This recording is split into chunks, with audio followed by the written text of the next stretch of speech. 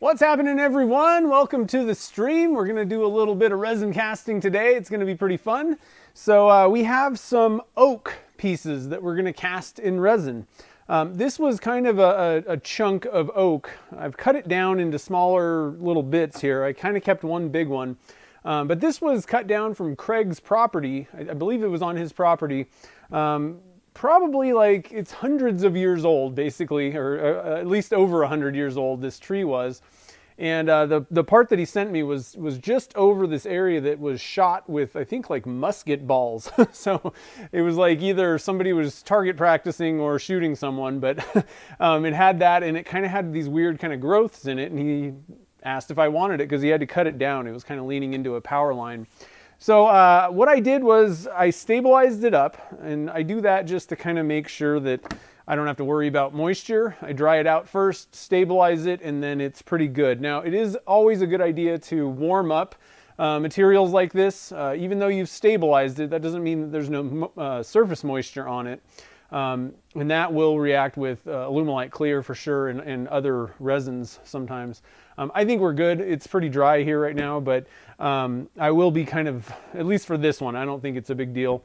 But the smaller chunks, I'm going to just put it into the molds and put it in the oven, warm everything up at once, and we should be good to go. So I've dye stabilized a couple pieces. I've never, to be honest, I don't think I've ever stabilized, and I definitely haven't dye stabilized oak. I went with red. Let me switch views here to the other camera.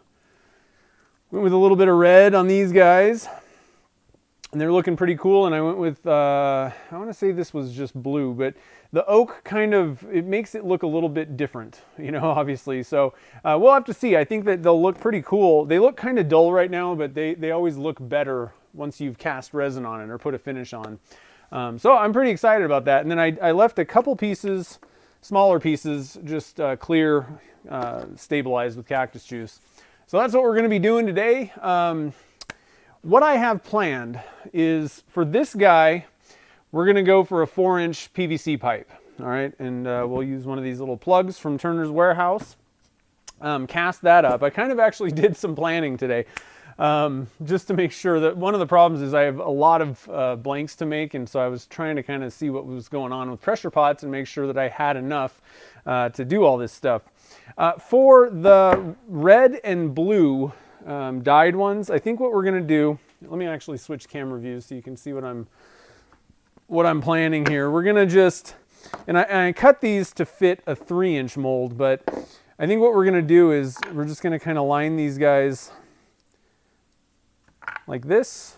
And since this is a 6-inch wide mold, they'll just fit perfectly. Just kind of toss them in there, wedge them in, and then we can pour our resin in the middle. These are always kind of a cool and easy way to do hybrid blanks, is just stack some wood on each end and then pour resin in the middle of them. Pretty simple. And that way we can get 6 blanks out of this. And I thought it'd be kind of cool to use the red and the blue with the same colors for the resin. So that's what we're going to do with that one. Here's my plan. Hopefully this will work. The problem is I want to have mold release. This thing has some mold release on it, and I don't really want to dry it off so that we can hot glue it. So we're going to go for, let's see here. How did I do this before? We're going to go for the wedge system and hope that these things don't float. I think we'll be okay. If you just wedge them in there, that ought to keep everything intact and not move around on us much. So that's how I'm going to set that one up. We'll just kind of set that aside. And then let's see here. We have just some regular, not non-colored. And I thought we'd just do a 3-blank mold with those. I'll probably be gluing those in just to make sure. And then thought we could make some stoppers. So I cut this thing up, and I thought that would be kind of a cool way to go for stoppers. It's a little bit, I kind of cut that a little bit small. I don't know. That's almost pen blank size.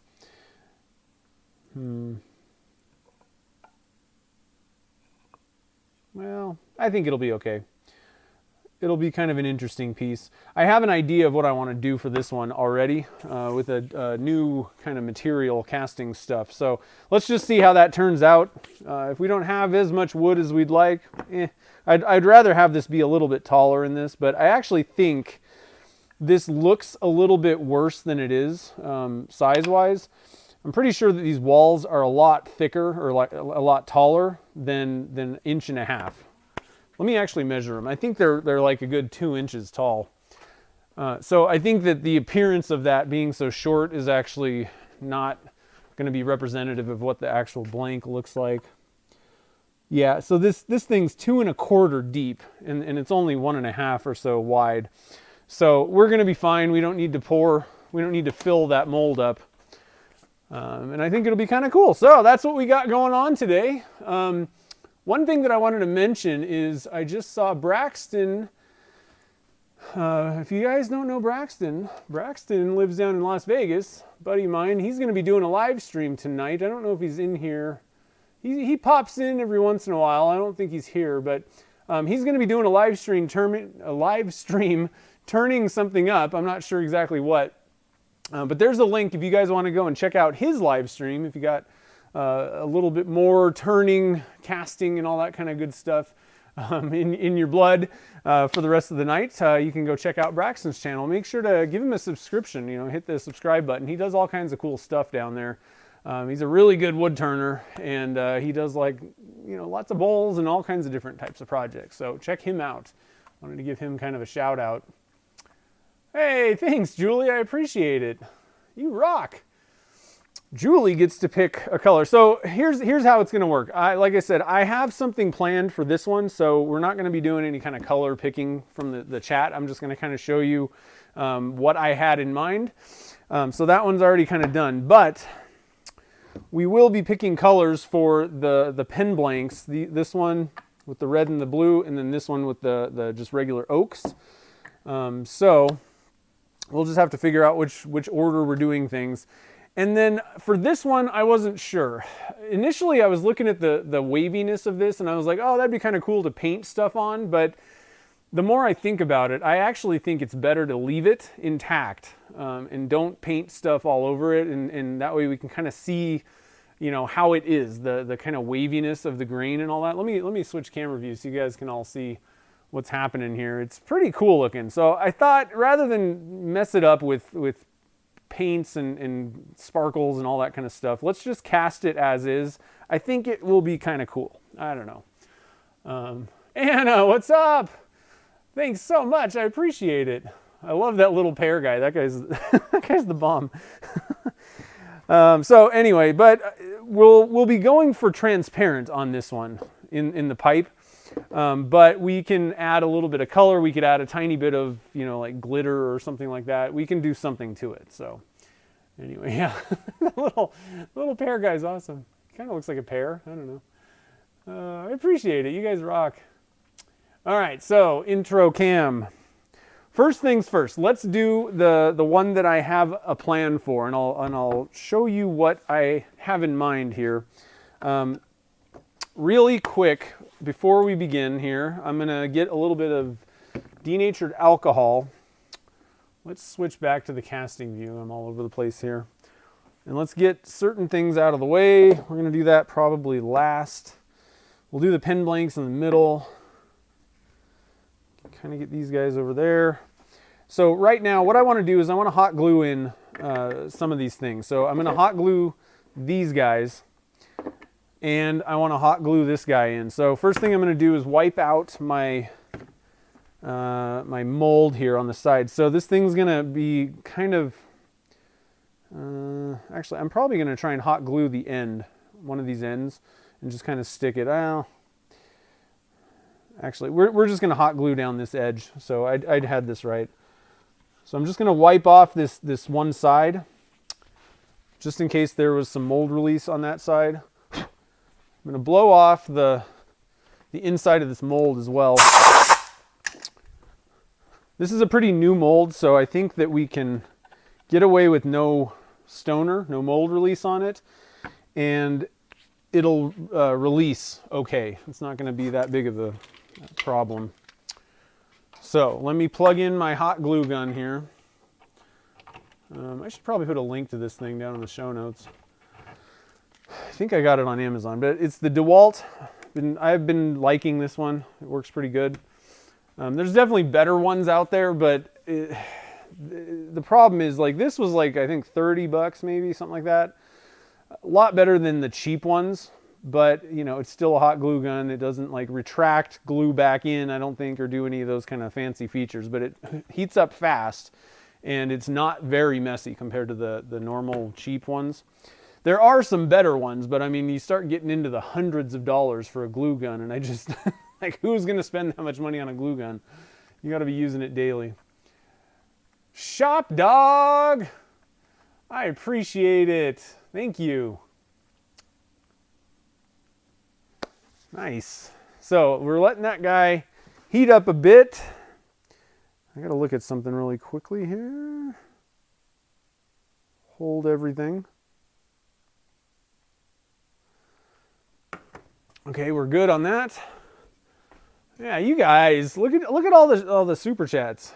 I appreciate it, Mark.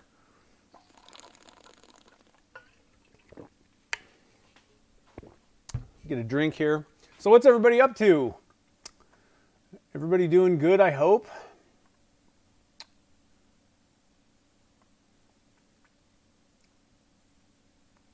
Oh, actually, while we're kind of waiting for this hot glue gun, I have an announcement. Special announcement, guys. We got a new pen blank that I'm really proud of. Check them out. Puzzle pieces for autism awareness. And we're using alumalite clear with these guys. Pretty wicked. I'm pre-launching them today. So you can order them on my website right now. I'm in the process of trying to get stock ready, so I'm calling it a pre-order. You can order them. They're not in stock yet, but they should be shipping out probably within a week or so. So I'm pretty. I got to be honest. One of the cooler ones that I've made, I think. And so I got to give a shout out to Carol O'Brien. She asked me if I could do something like this. She makes diamond painting pens, and I was like, heck yeah. So I sourced the materials and we started making them. So pretty awesome. I'm pretty excited about those guys. So here's a link to them if anybody wants to pick one up. Like I said, they're available. It's going to say that you're going to have to back order them because I didn't even put a stock quantity because I didn't have them made. So I'm in the process of getting all that stuff going, and they'll be shipping out soon. What the heck is going on here? Got hot glue hanging somewhere. Okay, so let's see if I can make sure that you guys are seeing what's happening here as much as possible. So I'm just going to lay down some hot glue on the side of this guy. And then I'm just going to toss it in there and push it against the wall. And hot glue it sticks to HDPE, but it obviously pops off pretty easy, so it's not going to be a difficult demold, but it'll keep it from moving around in there. So I'm going to toss this guy in the oven. We'll get that cooking. And then this one, I need to wipe out also. So I was thinking, it's kind of a small piece on this end. Can you see that? And so it'd be a lot of resin, not much wood. And so what I was thinking, instead of putting it at the end, we'll put this one on the end and then we'll put this one kind of in the middle, and that'll be just a slightly different look on a pen blank. I don't know. We'll just kind of put it somewhere here. Maybe even like close up. So let me wipe this guy out so we can affix our little oak guys down. I'm going to put the glue on. This one's going to be up against the wall. I like putting the glue on the wall, the end of the blanks if possible, because it's easy just to kind of cut that off. So I always do that if possible. Just makes it kind of easy.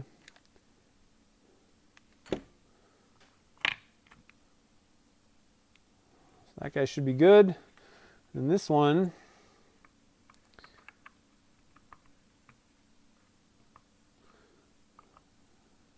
yeah, I'm thinking we're going to go kind of closer to that other side.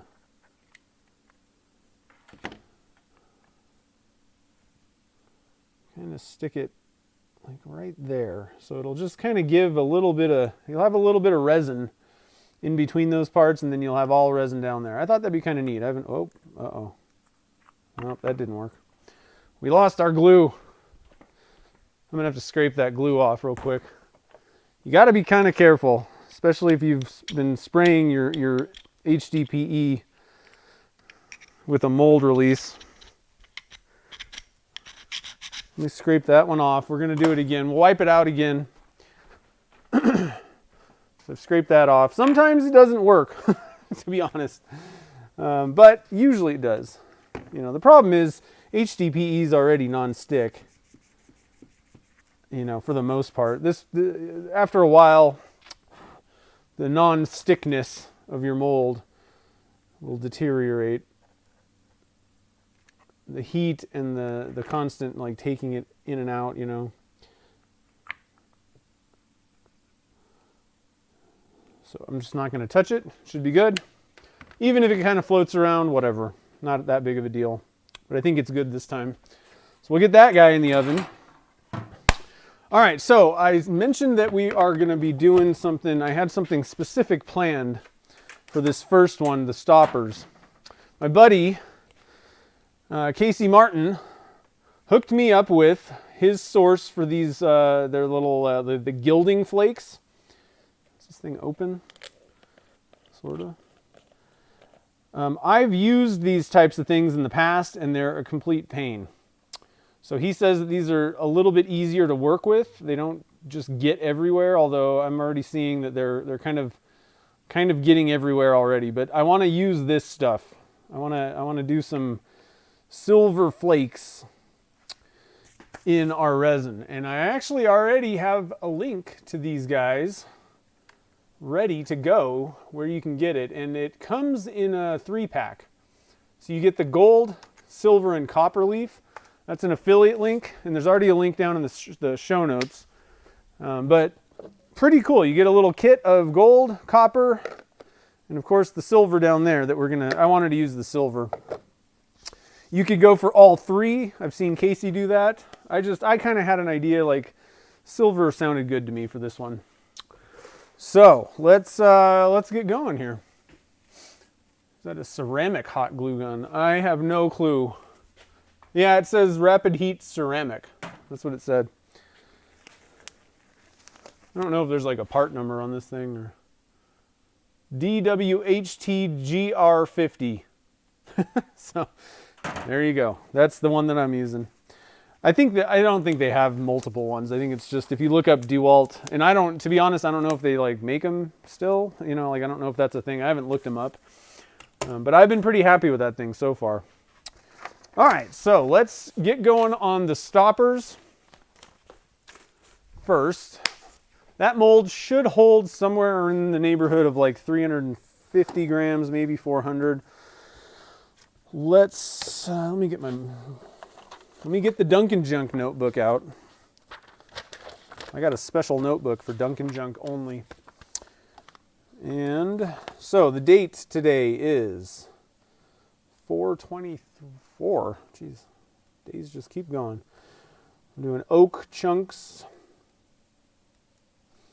All right, so number 1, we're doing stoppers or a handle, either way.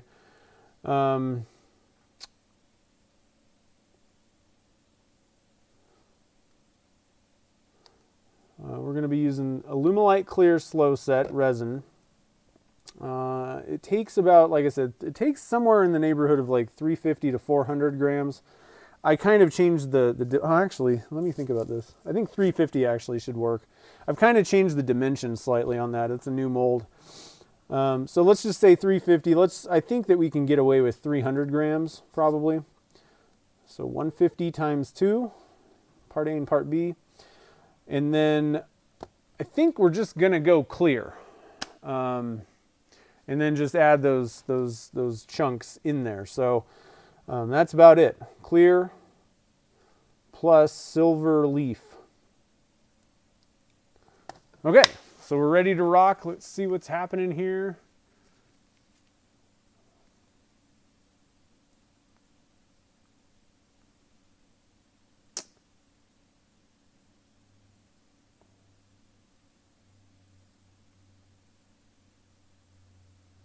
Let's see here.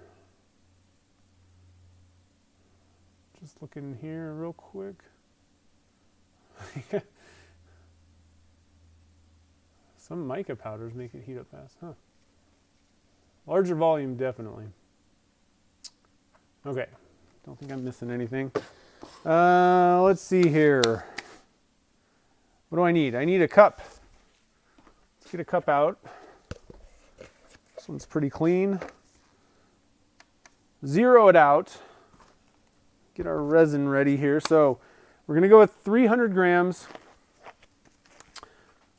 Hold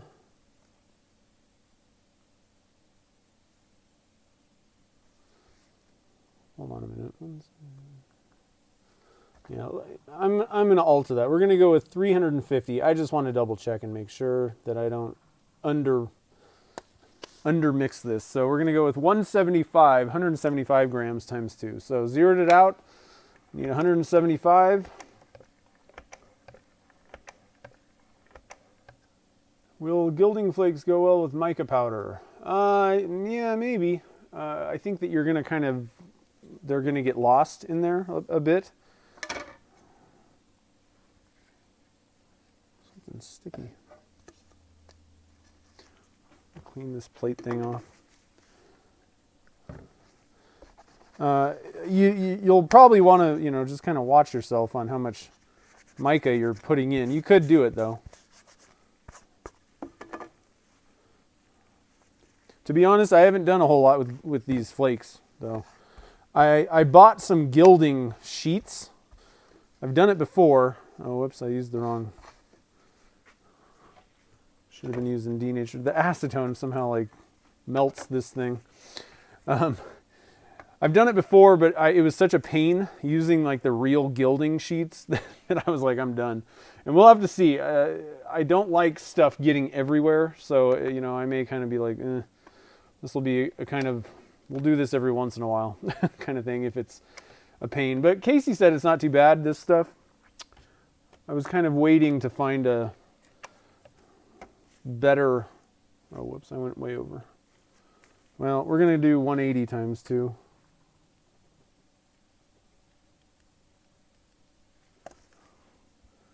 Because I went over.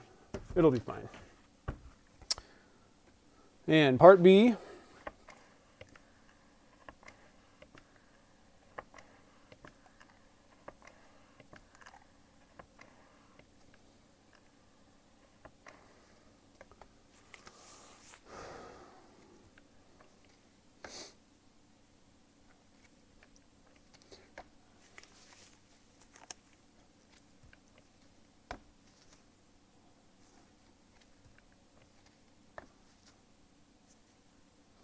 There we go.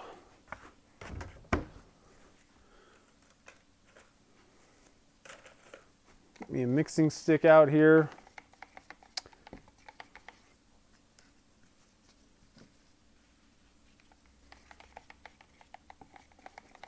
I think I want to get this camera view slightly different.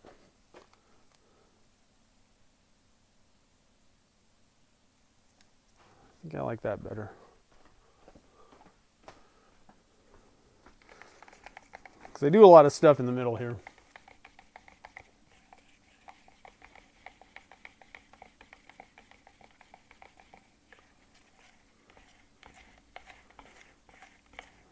All right, so I'm scraping the sides of the cup, the bottom, stirring it up real well.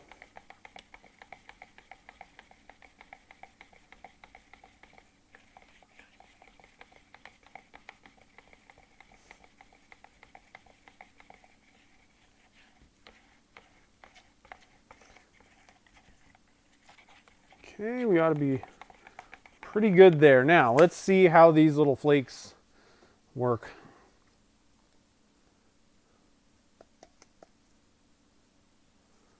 They're always kind of staticky. No matter what you use, it's going to be a little bit staticky. So I'm actually going to try and see if I can minimize some of the static using a wood stick.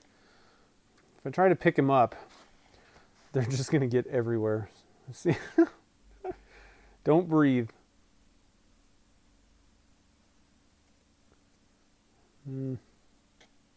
Yeah. This is what I don't love about silver leaf stuff. I'm going to try and kind of break them up a little bit. Just kind of crumple them.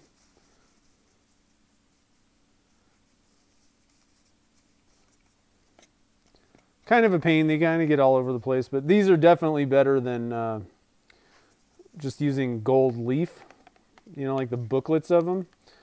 And it's a lot cheaper too, because I'm pretty sure that this is basically fake. It's not real gold, silver leaf. I was using like real gold leaf, and that stuff is expensive and it's super thin and kind of a pain. Although I will say that I don't know that this is a whole lot, not, you know, different than using the other stuff. But it is cheaper, so we'll take our wins where we can get them.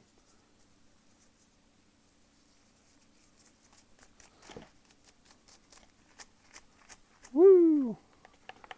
Okay, so it's starting to kind of fill up in there. I don't want to go too overboard with this stuff.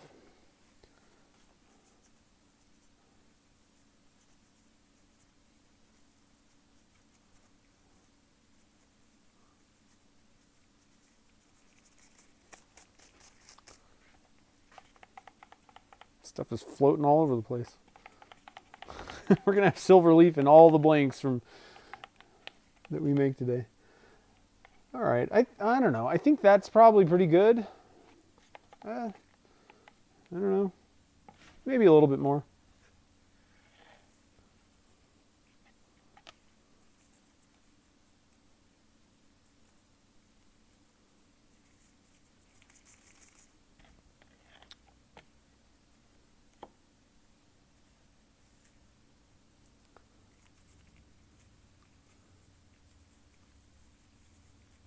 Ooh, that was a good one. Didn't seem as bunched up. Don't breathe. I'm going to cover this before I totally like sneeze in it or something.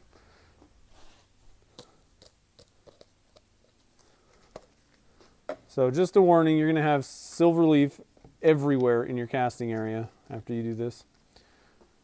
I got to be honest though, this is better than the last time I did it. It was just absolutely a nightmare. The nice thing is these things are already crumpled, you know, like cut into little chunks, so it's much easier starting from that than a sheet. All right, I think that's pretty good. And to be honest, I don't think, I know I've just said to be honest a lot of times, but I'm sure that's annoying. I don't think that this stuff is going to sink or float or do anything. It's probably just going to stay suspended. If I remember correctly, Casey said the same thing. Let me feel my mold here. We're going to leave that in there just a little bit longer. Give it a little bit more heat, but I think we should be pretty good.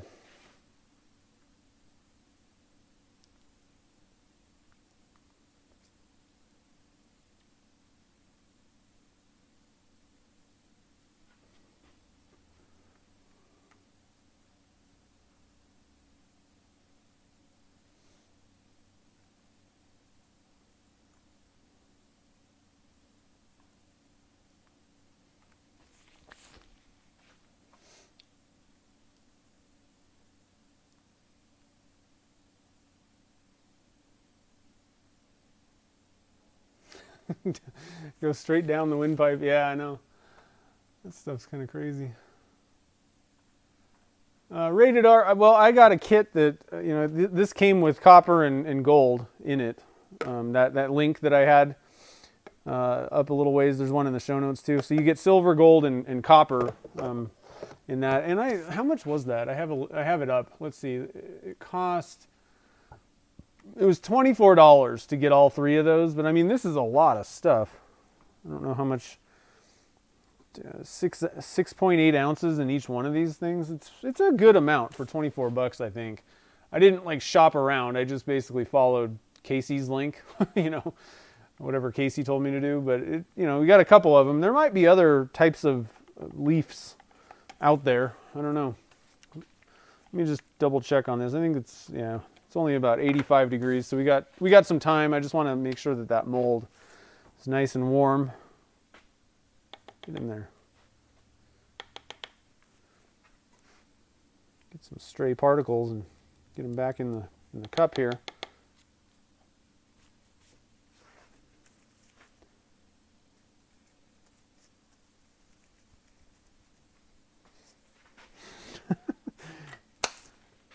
All right.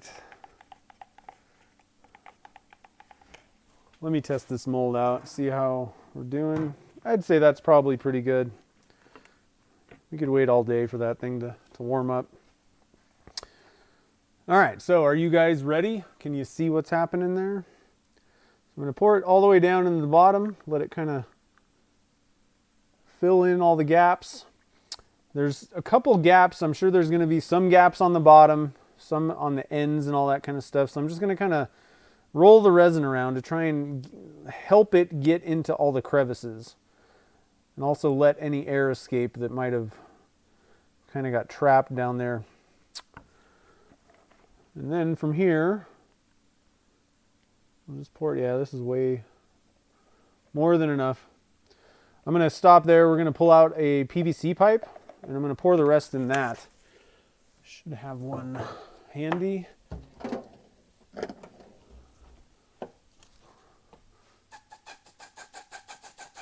A little bit of stoner.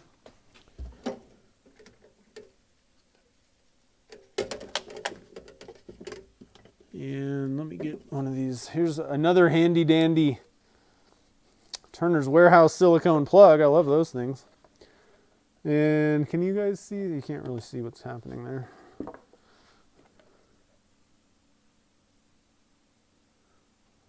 This isn't going to be the most amazing pen to turn for normal pen makers, but for diamond painting pens and that kind of thing, not too bad. Still got a little bit left, so we're going to fill one of these little pendant things here.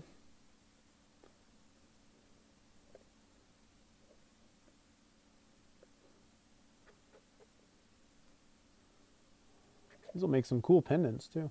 Whoa, I way overfilled that. Whoa.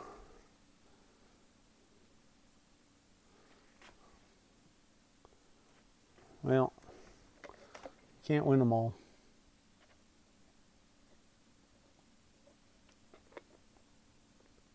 All right, and then let's get this guy in one of these pressure pots here. This one will do. Drop that there, put the pen blank in, and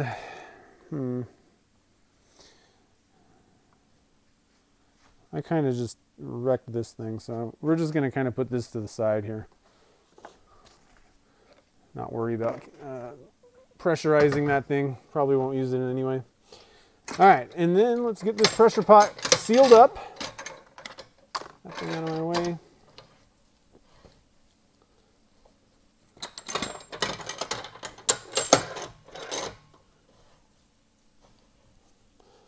I'm pretty excited. I think that'll look pretty cool as a, like I said, either a handle or maybe some stoppers too.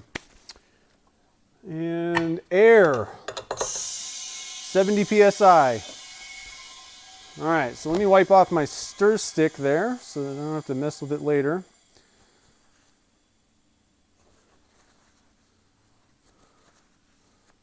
Get all that leaf off of it too. Okay. And I like to just kind of hit it with a little bit of acetone as well, just to make sure all the resin's off of it for the next use. And it'll be ready to rock for the next time I want to use it. Okay. Pull that off of there.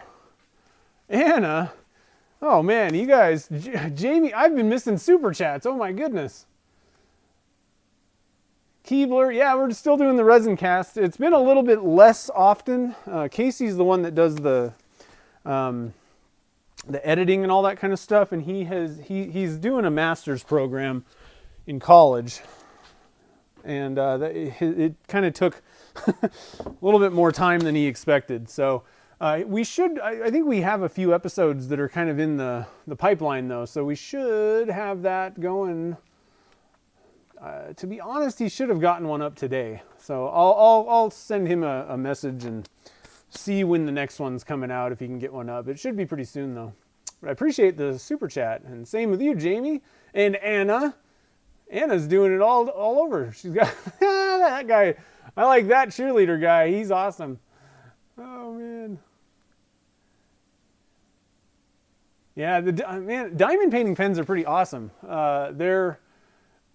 They're fun. Like if you're used to just doing kit pens, which I like doing those, obviously as well, but if you're used to doing those, you know that you run into issues. So let me go grab one of those blanks.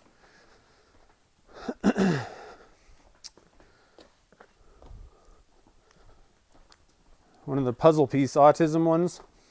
So the problem is, if you drill the center of this out and have to put a tube in, you're screwed. You're going to see the tube. It's going to kind of look ugly. The best thing for pen makers, if you want to keep the blank pretty well intact for kit pens, I like using the silver or nickel plated tubes inside.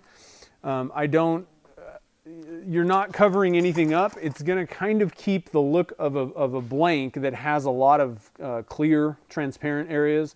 It's going to kind of keep it intact, the integrity of the blank. If you paint most people will paint the inside of the blank, and that's going to completely change the entire look of the blank. Whatever's clear or transparent is going to become, like if you painted it black, it's going to literally look like you use black resin. You're still going to have the depth, but it's going to transform the entire look. So you're either stuck with painting the tube or the inside of the blank, and completely changing the look of the blank, or going with something like a silver tube where it's going to kind of keep it intact. It's obviously you're sticking something in the middle, so it's going to slightly change the look of the blank, but the look and feel for the most part is going to be the same. The problem with that is, though, you get glue splotches. So outside of that, the only other alternatives for a blank like that, where you're going to keep it intact, you can make handles, the bottle opener handles, even for pen blanks, they work pretty well. You're not going to do a whole lot of turning, but it's going to keep that blank totally intact. You can do kitless pens or bespoke pens. I know a lot of people, some of the people that make them don't like us saying kitless pen, but I think most pen turners know what that means. So you can go that way, and that should keep a lot of the look and feel of the blank intact for the most part. But you're still cutting away so much of the blank that it may kind of alter things. Or you could go with, a diamond painting pen, where those things are awesome. You basically just turn the blank between centers. And I actually have one. For anybody, I just want to mention this for anybody that doesn't know what these are. And I don't really want to explain what diamond painting is. If you don't know what that is, just Google it. But the simple thing is, you're putting little bits of plastic and creating like a painting picture. They're like color coded. It's almost like color by number. But diamond painting pens, I made one, and they're really cool because it's a way to keep a very transparent blank completely intact, because all you're doing is turning the outside. There's no tubes. Basically all you do is you drill a little hole on each end and put these little tips in, and you're good to go. So they're really cool. I stumbled upon them just diamond painting and diamond painting pens a while ago, and it's really popular. So if you turn pens, I would highly recommend looking into it, because there's a lot of people into diamond painting that I've found. It's like an entirely brand new market that I've found for selling pen blanks to. And it allows me to make, I don't usually make pen blanks that are super transparent, and I know that there's going to be a lot of problems for just regular pen turners. But it's allowed me to kind of dabble with a lot of different things that are a little bit more interesting that I probably wouldn't sell if my main market was just pen turners that are using kits. But it's a pretty big market, and the people that do diamond painting, they love their pens. Like, it's a huge deal. They collect them, and it's kind of cool. So that's just a little crazy side note there. Let's see here. How's it going, crazy cat lady?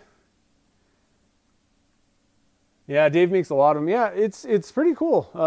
And I've found there's a lot of people that make them that are pen turners. I mean, there are people out there that is all they do. Like, that's their business. They make a living selling diamond painting pens. So it's definitely a big enough, like, it's for people that have never even heard of it. It's a big enough market where if you make pens, there's people out there that'll buy them, for sure. So it's pretty cool, and it's kind of a cool, like, kind of a close-knit community, I would say, a lot of times, and it's not particularly, some communities can be a little bit kind of crazy, but they're, so far from what I've seen from everybody that I've interacted with, all the diamond painting pen communities, kind of close-knit and a little bit less dramatic. Everybody seems to get along pretty well, so it's kind of cool. Man, I only have like one box left of gloves. Oh no. I did manage to get some gloves from another company, so I'm not like gonna run out of gloves, but I really, really like my Costco gloves. They're the perfect glove. All right, so let's move on here. Next up, so we have so many super chats. You guys are getting crazy. I think, let's see, is that moving? Oh, dang it, it's still moving. It still didn't stick down in there. Shoot. I gotta scrape it off again. That's a bummer. I really want to see how this looks.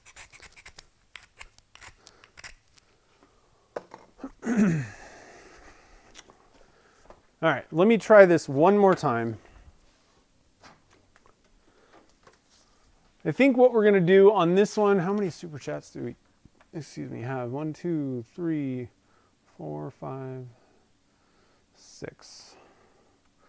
All right, so let's do 3 colors on this one. We'll do the first 3 super chats. You guys get to pick colors. So Julie, Anna, and Mark get to pick a color for this. And again, we're doing I guess it's on this camera. We're doing the regular non-dye stabilized, but it's stabilized, but just the regular oak pieces. I got to plug my hot glue gun in. I'm going to try, so I've been using denatured alcohol to kind of wipe down the mold. I'm going to hit it with some acetone this time. It's a little bit stronger, kind of. Let me just see if I can kind of get an area to be a little bit stickier on that HDPE.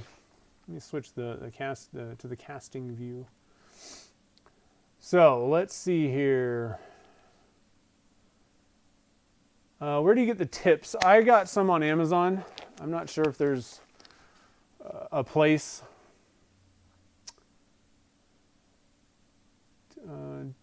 Actually, Dave might know. Dave's Creations. Like I said, I just picked some up on Amazon.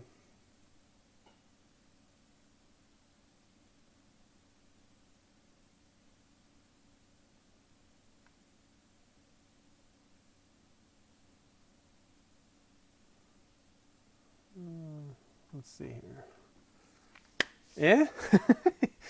I know, it's tough. Pretty much got access to anything. So you can go for, like a dye color if you want, or, like any of the caster's choice. Got a lot of like Pearl X ones. I think that Chad's actually going to send me a couple of the eye candy customs. I typically kind of prefer, for the most part, mica powders all kind of are the same. Like, honestly, they probably all come from the same factory. The big difference is I generally kind of choose to support Brian and Caster's Choice. He's a buddy of mine, and you know, theirs work fine. And then I kind of branch out because they only have so many colors basically in their lineup. So, you know, I like other ones from other, you know, like things that I had been using before Caster's Choice was around that they don't carry. That's not, you know, they don't have an equivalent basically. Then I just kind of fill in the gaps. So I think Chad's going to try and send me a couple of different colors from Eye Candy Customs. I looked at them though. The only issue with those, they're more expensive. So, and I, again, kind of going off of the fact that there's really not much difference between, you know, one mica powder to the next. So.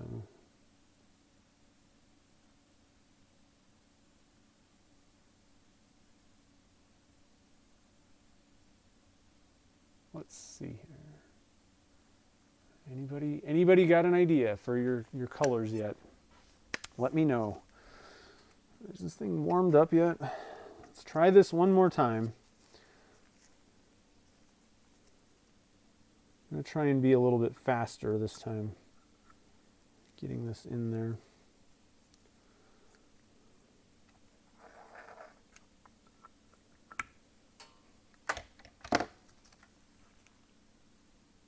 Okay, hopefully that will stay. Never had this much of a problem with this before. Get this back in the oven.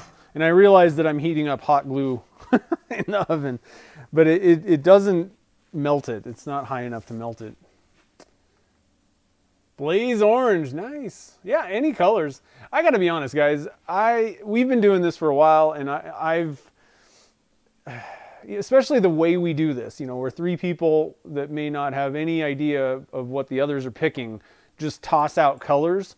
I mean, there's been times where I'm like, I don't know how that's going to look. But if you use like pearl colors, a lot of times, it's pretty hard to not get a good mix, you know. But dyes work with them. I don't know. There's very few color combinations that just suck. That's what I found. So let's go with that. We'll go, where did I put it? Blaze orange. It is one of my favorites too. From Caster's Choice. It's a good one.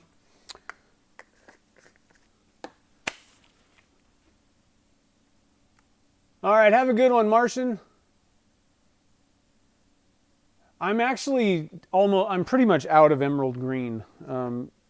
They've been having trouble keeping some of these colors stocked. So let's go with blaze orange this time. The emerald is just not working out. I have other greens, but not emerald right now. Of course, Julie wants emerald green. There's a reason why I'm out of emerald green. Okay, so we can try. There's not much left in there though. I can kind of mix a little bit of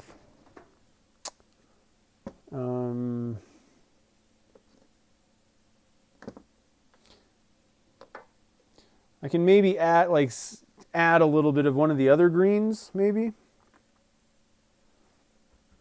I think I might even have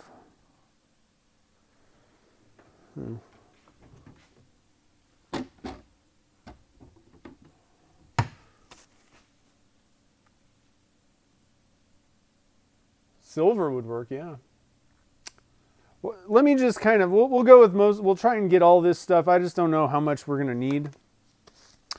That might be enough, actually, but in case we don't have enough there, we'll just kind of supplement it with a little bit of lime green. That should kind of keep the colors similar, but we'll get, you know, more powder in there. Yeah, black would be good too. So who's up? So Anna, do you want silver? Silver, orange, and green? That would be kind of cool. And then we got oak. I think they would all go good. Frankly, either way. Spruce green. Okay, spruce green. That's a good one too. I got a little bit more. It's a little bit on the darker side. I already have emerald on order. Don't worry. It's coming. But it's not going to be here till Monday. Actually, I think it's coming tomorrow. Turner's Warehouse is fast. Spruce green. I got you. Okay, so Anna, it's up to you. Are we going with silver? I think my favorite silver is, as somebody said it, was it Mike? Yeah, Yakinum is one of my favorites here. It just produces a really nice look. It's a good silver.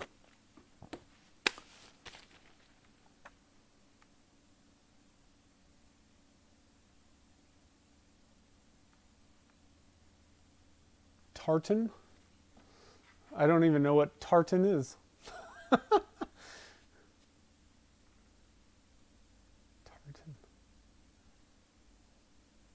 Yeah, it's pewter. We call it Yakinum. It's kind of an inside joke from a long time ago. But pewter, Yakinum, same thing. No, I like emerald green too. I agree. I was gonna buy the 4-ounce one, but they don't actually have one at Turner's Warehouse, so I had to get a couple of the smaller ones.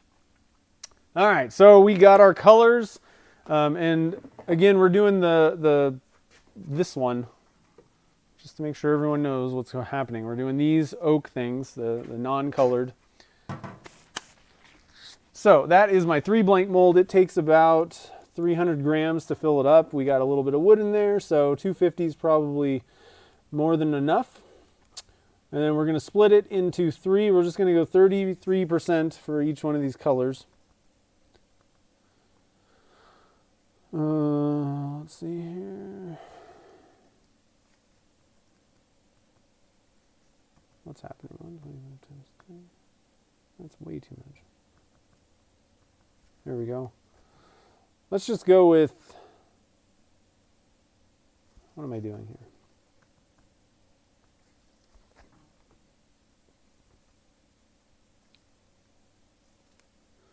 We'll go with we'll just make sure 85 grams for each color. And yeah, I think actually, Julie, we have enough if you want to go with emerald. I think there's enough emerald green in here. Let me know. I think that we'll have enough to make it look good. So just let me know. I know that we have time lag here, but I'm writing notes down, so I'll keep my eye on it. Blaze orange. We'll try and get about a half teaspoon of each one of these guys. So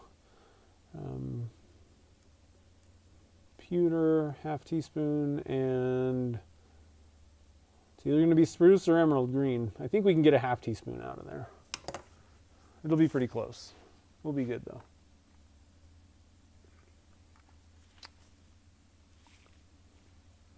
Because Julie needs green today.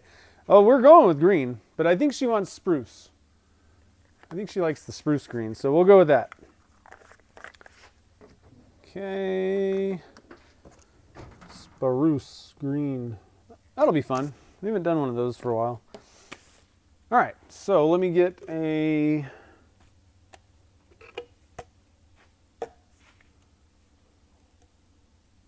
just going to mix it all up in one cup real quick. And then we'll break off a couple of... Well, yeah, that'll work. That'll work. All right.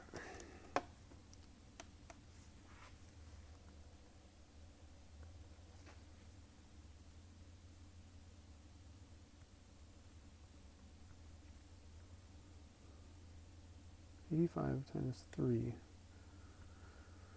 All right, so that's going to end up being 255 grams total.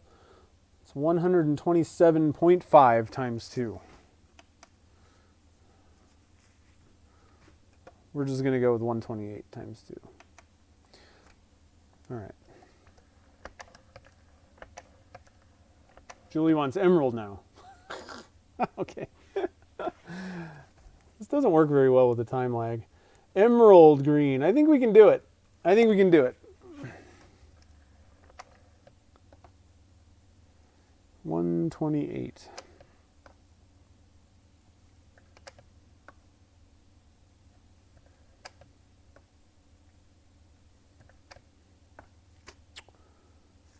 Six, Ooh, so close. Okay, there we go, 128. And 128 of the part B.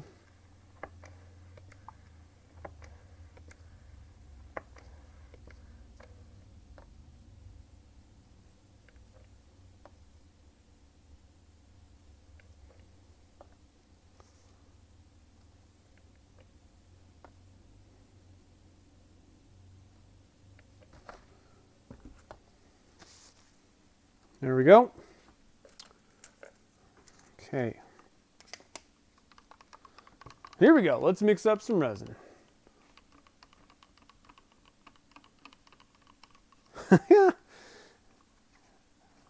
I will send all the super chatters who buy a blank a blank.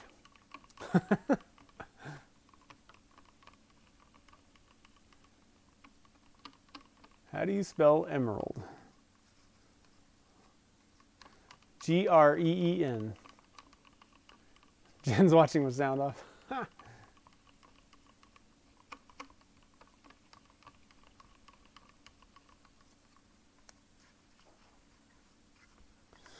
right. I think that's pretty well mixed. Man, I got a lot of projects going on right now. We got all kinds of stuff. I got Josh, the formal burner. He sent in some really cool stuff. I don't want to give away the secret. I'll post about it soon. But and I'm actually going to add something to it. So we got something pretty cool for one of the upcoming resin episodes. So I need to do 85 in each one of these cups or so.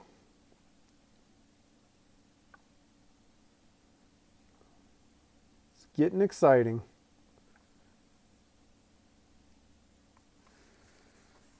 Okay, we got that.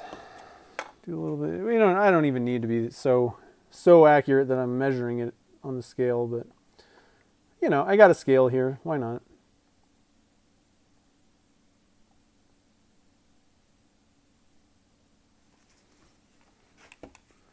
Since I have it. Okay, so we're going to go with a half teaspoon of each one of these guys. Let's get rid of the spruce green. I know. We're doing emerald now. Check it out. We're pulling the emerald back out. Let's see what we got here. We got a quarter. I think we got enough. Gonna scrape the bottom of this one. Scraping it. I think we got it. That was about half right there. Here's what I'm going to do. We're just going to dump the rest of this in there. And that ought to be about half teaspoon. Doesn't really matter if it's exactly half or not. But I think we got enough to make it look good. Okay, so we got our emerald. Let's go with a little bit of blaze orange. Let's get our cups over here under the camera so that you guys can see what's happening. And this is a quarter teaspoon thing. Oops. Just dropped half of it out.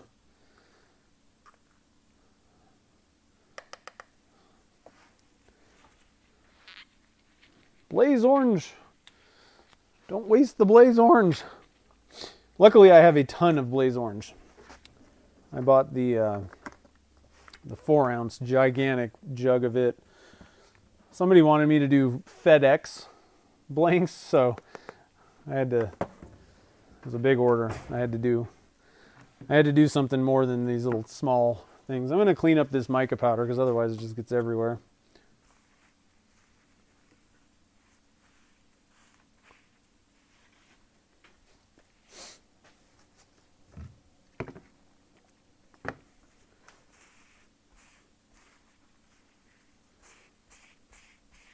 And I don't like mica powder all over my clothes and everything. Not my favorite.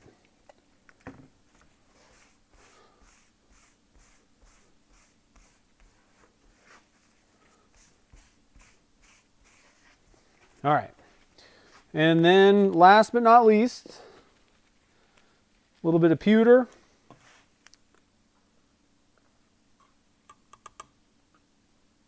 Now remember guys, more is generally better for pen blanks. because you end up turning the resin down so thin that there's just not that much powder per like square inch or, you know, whatever, in it by the time you're done turning it. So whatever's in the cup, if you're going for an opaque look and very pearly, whatever it looks like just in the cup is not going to be very representative of what your final pen, after you've drilled for tubes and done all that stuff and turned it down, it's not going to be anywhere close. So use your stick as a guide to kind of get an idea of what it's going to look like being a thinner layer like that.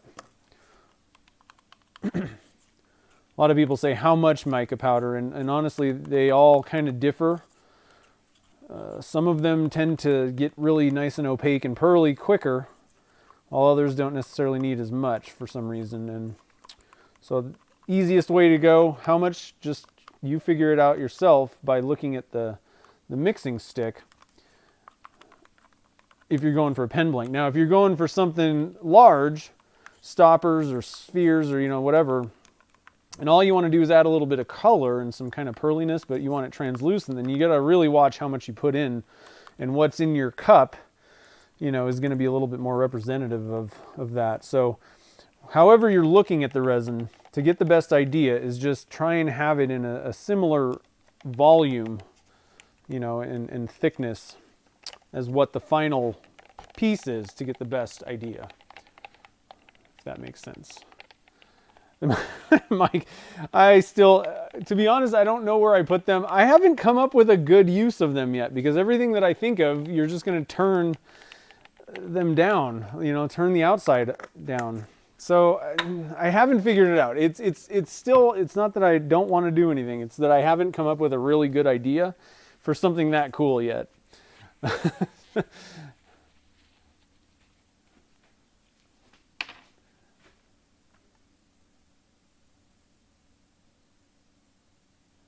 All right, so it's going to take a little while for this to warm up to the point where we can pour it without the colors bleeding. While I'm sitting here, we're gonna toss this guy in the oven as well. No reason why we can't get that thing started. Clean this thing up.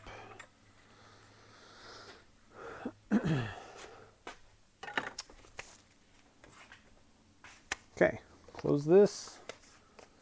So we got 2 more after this to do. Really need to get some sort of a thing that keeps all these from sliding around. There. Maybe I shouldn't slam it so hard.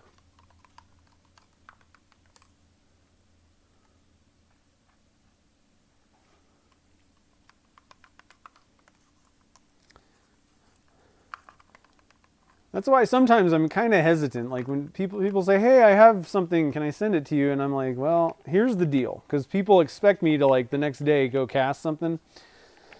And sometimes, like, so Doug sent me like the most fabulous piece of, I think it's flame box elder. I don't know if it's flame, but it's like a box elder burl. And I've had it for like a year because I'm like, I don't want to do some. I want to figure out the best use of this thing. I don't want to just cast it. He's like, "Where is that thing? What are you gonna make something?" So that's on the drawing board for a project for Maker Central. They've moved it to August, so it got pushed back. So the burl chunk, I got a plan for that one now. We'll be doing that closer to Maker Central. And even if for some reason we can't make it to Maker Central, I'm still gonna make something before Maker Central on that. No, it's true though. It's true. Do something with it. I am.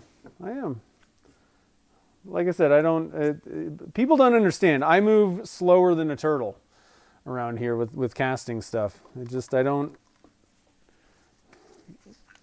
I get an idea and then like it's gonna be a while before it's actually out for like pen blanks and stuff when I'm selling them. I gotta be really careful what I post, because I can post something that I'm working on and it won't come out for a month because I got to do testing and figure out, stuff about products like that. So, and I'm the same with Dunkin' Junk a lot of times.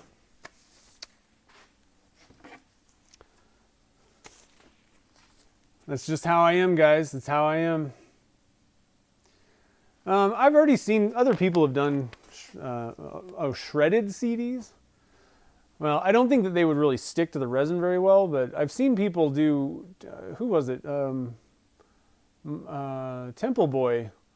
He glued them together and just turned a CD something out of like 100 CDs. It was pretty cool.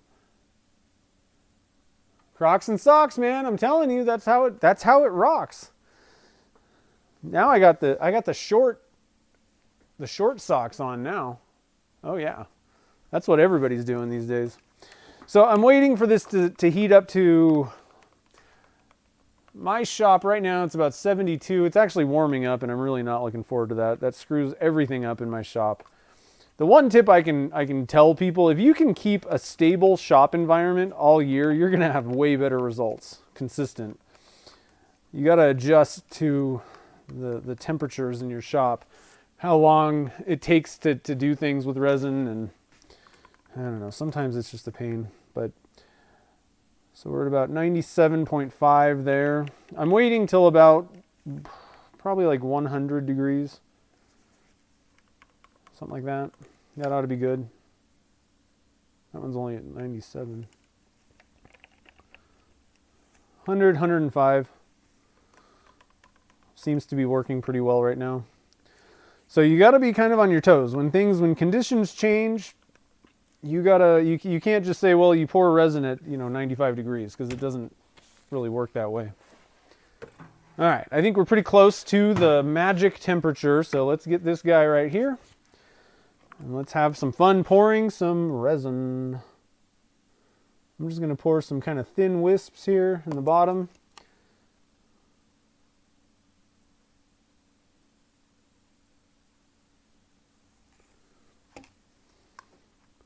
Try and get this all nice and mixed up.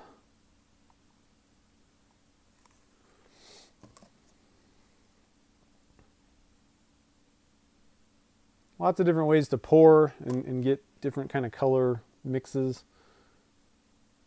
A lot of times I just kind of pour small amounts a lot of times. That works pretty well usually. I've found if you use paper cups, they can be kind of a pain with a lot of resins, and if they have wax on them, they're even more of a problem. But if you have the paper cups that you can kind of bend, it's easy to just kind of pick all of them up, bend them all into kind of a similar funnel, and you can pour all three at once. That's actually a pretty good way to go. That's what a lot of the older school pen blank makers do. Polyester resin isn't as problematic with waxes and other weird stuff. So a lot of people started using polyester resin, and it just seemed to be more of a thing with paper cups back in the day. I don't think it mattered. I don't think polyester resin is just kind of a nasty substance. Like, it doesn't really matter what you pour it in. Like, it doesn't have a problem with moisture. Wax doesn't bother it. So it's nice in that sense, but it's chippy and toxic.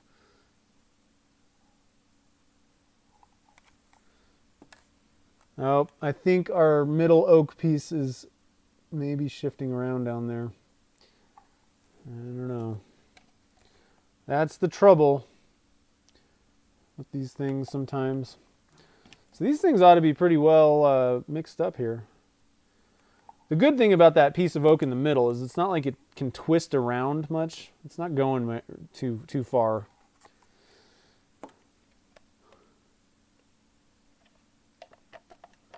I'm just going to pour the rest in this cup, and I'm going to start using this as a catch-all for excess. I haven't done that too much. And if you wanted, you could give that an extra swirl. I don't think it's really necessary because I did so many small pours.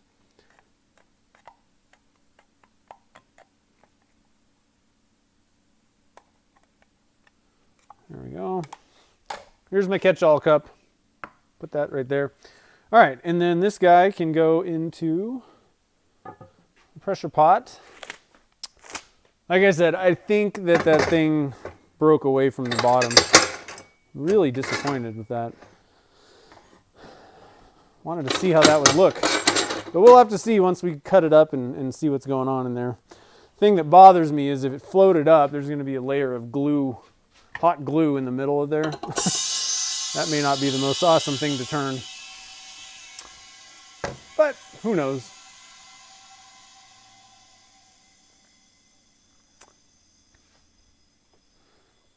All right.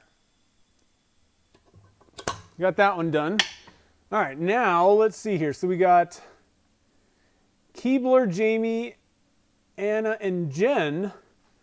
You guys get to pick. We'll do a 4-color round since we have 4 more super chats. You guys get to do 4 colors for our blue and red oak burl chunks. It's not really burl. I shouldn't say burl.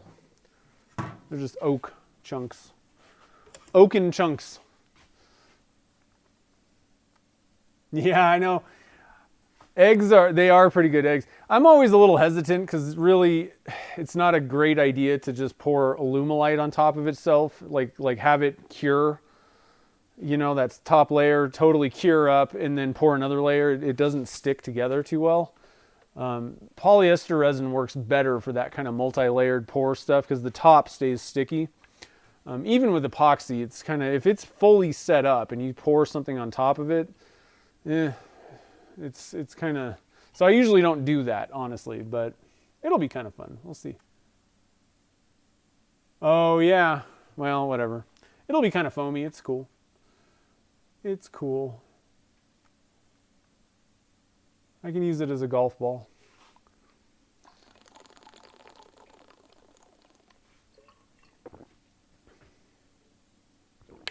Yeah, that's true.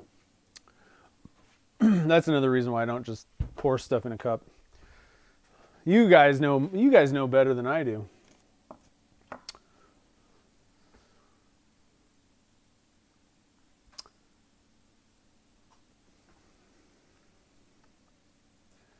Well, it's not so much, it'll stick, but it can separate really easily. Especially if you leave a cup laying around, and let's say I put this kind of somewhere in the vicinity of where I spray stoner. That's another problem. You know, things can get on the top. So it's best if you're going to do multiple layers. This is the trick. You either do it like right away. Like I'd cast that, you know, in the pressure pot and then pull it out like in about 20-30 minutes, pour more stuff on. At that point, you have a very good bond. And I would say generally within the first 24 hours, but if it goes much further than that, and especially if it's fully cured after that 5-day mark, it's gonna not really be the most amazing thing. So you guys got to pick. Let's see here. So Keebler, Jamie, Anna, and Jen get to pick colors. So you guys got to pick some colors for these things. That thing still needs a little bit of time warming up. Almost like my oven is not. I'm turning my oven up a little bit. It doesn't seem like it's warming things up as fast.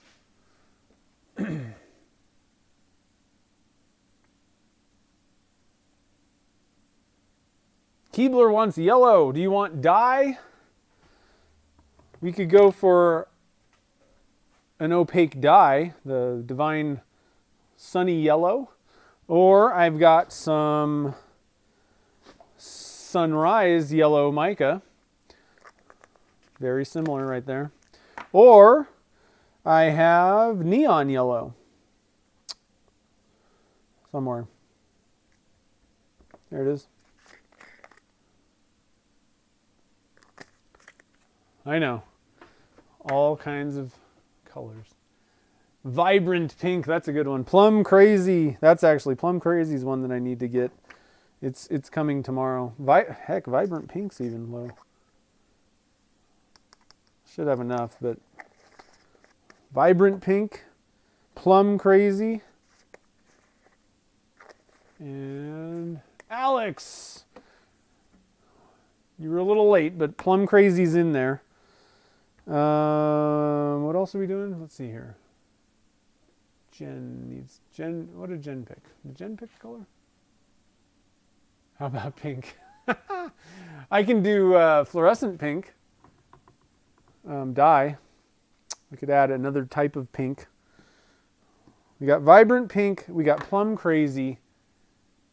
Let's see here. Plum crazy. And yellow. Which yellow did we want? First yellow. Hold on a minute. Let's see here. It was Keebler. So Keebler needs to pick a yellow. We already have. Yeah, you guys are killing me.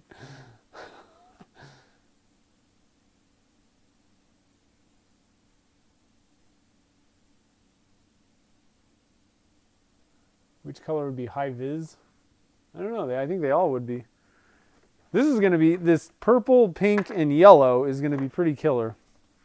I think that fluorescent pink, if we added that, it's probably going to kind of not look a whole lot different than vibrant pink. Same thing with if we added a powdered yellow to that. I don't know that it's going to be that much different. Purple would be, well, we have purple. White would be a really good one. Orange would probably be good. Honestly, a light blue would be good too.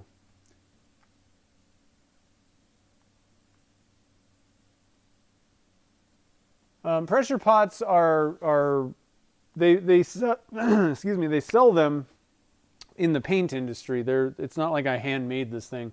You will have to convert some stuff with the plumbing, but I have videos that show you everything about that. Yeah, work orange. I have a fluorescent orange. Keebler wants sunrise yellow. Oh, you guys, I guess, can't see any of these things. All right, so we got sunrise yellow. We could try this. We could try the Divine if you want that, Jen. Sunrise yellow powder, vibrant pink, plum crazy. And if Alex, if you want to switch yours, because we already had plum crazy, you can pick another color. I know, we're making this way crazy, but that's the fun of it. Actually, fluorescent green would probably go with that too. We could just get totally crazy. It doesn't matter. Did I see your latest ones, Julie? They've all been looking good. I don't know if I saw the latest ones. Was that today?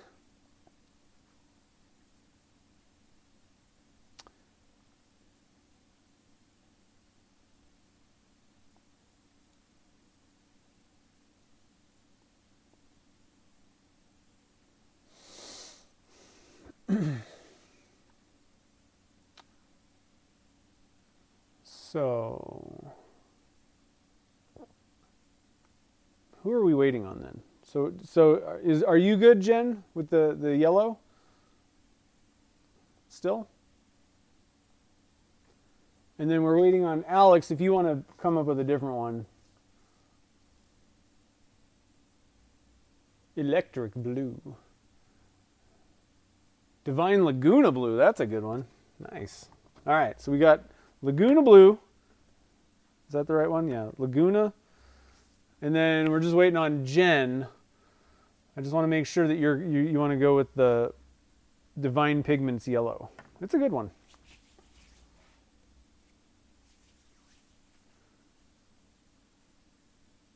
Cobalt blue. Okay, so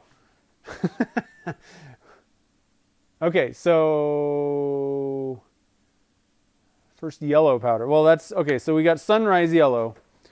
We're gonna get rid of the yellow dye. What do you guys think about adding a little bit of white? Anybody down for a little bit of white? Or do you want to go with that cobalt blue? One thing that I want to mention also, I've kind of done a little bit of testing, and Divine Pigments white is more white. It's like more concentrated than the alumalite one. So technically, to get the same level of white, you can add less of the Divine, and this stuff costs less. So if you're buying a white dye, I would highly recommend just going with the Divine Pigments white. Whether you like any of their other stuff or not, I would pick this one over the alumalite because it'll go farther, basically. Just wanted to kind of mention that.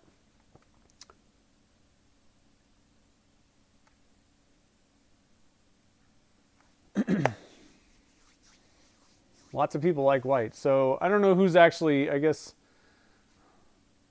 Keebler. I guess I'm kind of asking Keebler/Jen. I think this would be up to you guys. What's up, Jay? How's it going? For now, I'm going to assume that that's a good idea. So number 3. Number 3, we're doing pen blanks.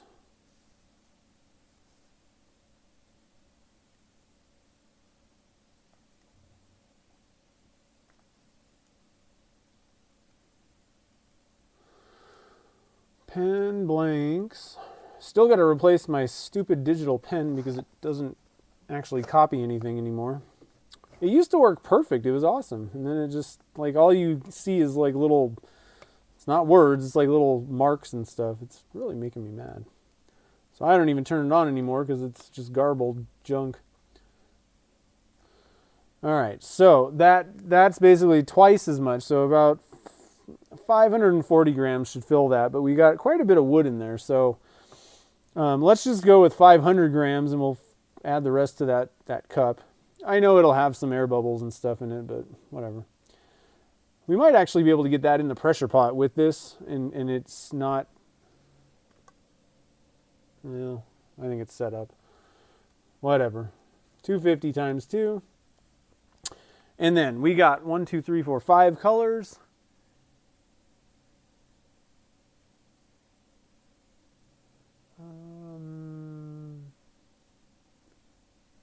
Okay, I think we're just going to assume that white is good. So 500, so 100 each.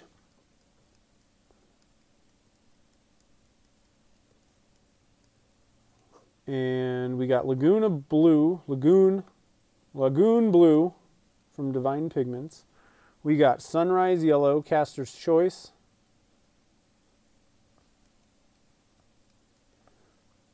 Vibrant Pink, Caster's Choice. Plum Crazy, Caster's Choice. And I don't know what they call this, but where'd it go? Divine White, of course. Divine White.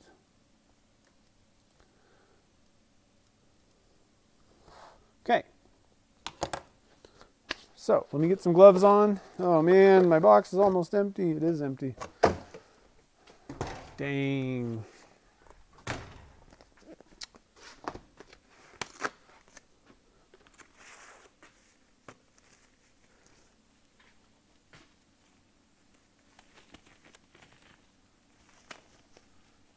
You have to close the chat to find the like button. They need to fix that. That's ridiculous. Oh man. Leg cam, that's right. It's the pigment cam right here. That's what you got to focus on. All right, so that's in there. And there's the little one up in the corner. That'll show you everything you need to know. Okay, so let me get a cup.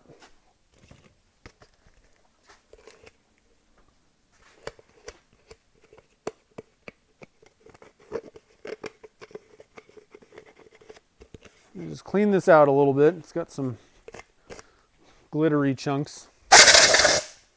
Oh, I forgot to show you guys the pen that I made last time. That was a really long stream to turn a pen. I only got one comment from someone that's like, it took you 3 hours to do a 20-minute thing. But it wasn't like a mean one like that. Here's the pen. If you guys didn't see it already. Where am I at here? There we go. There's not as glary. Really cool. And I think that art might have a source for the stuff. for the aluminum crinkle. So keep your eyes peeled. If he can get me a source that I can share with you guys, I will let you know where you can get that stuff. I think I'm not 100% sure, but I think Art might be getting some, and he might start selling it probably like through Facebook or something. So that's pretty cool because I had no clue where he got it, and I couldn't find it anywhere myself. All right, so 250 times 2.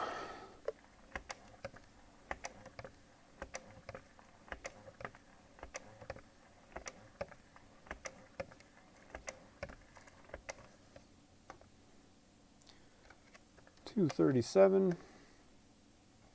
$245, $249. Ooh, so close.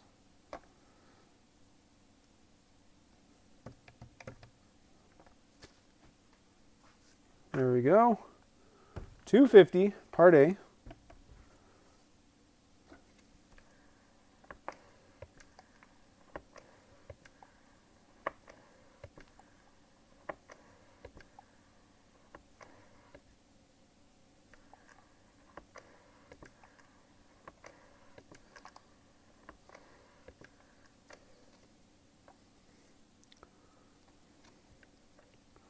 $245.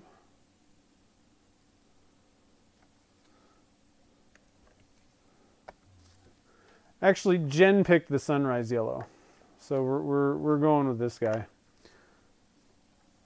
It gets a little too crazy with lots of people picking and a slow time lag, so we're just going to go with what we got here. It's already been written in the book.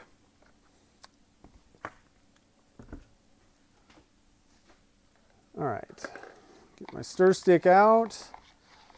Get this all mixed up.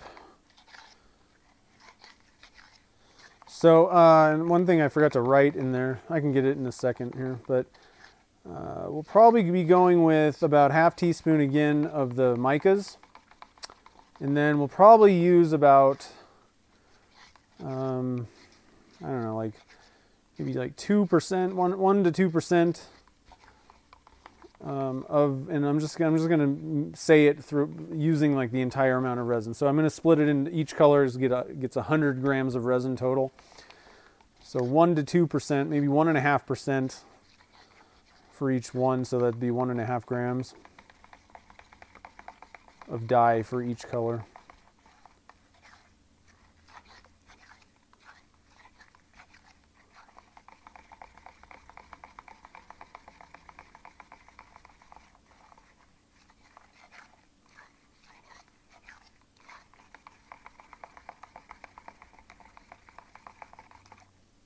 Okay, so that's ready to go here. I'm actually gonna hit the clock just so I kind of know what's going on.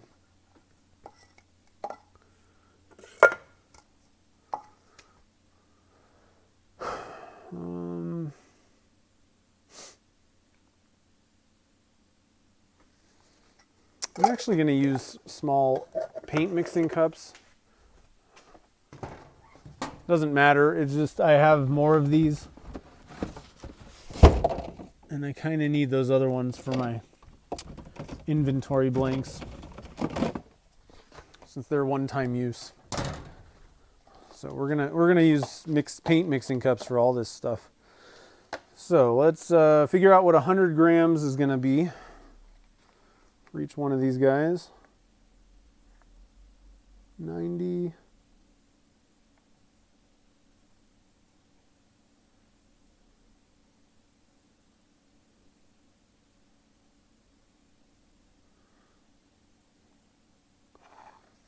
All right, so 100 grams. Just to let everyone know, 100 grams is almost 4 ounces of alumalite, just to let you know. Where'd my ounce thing go?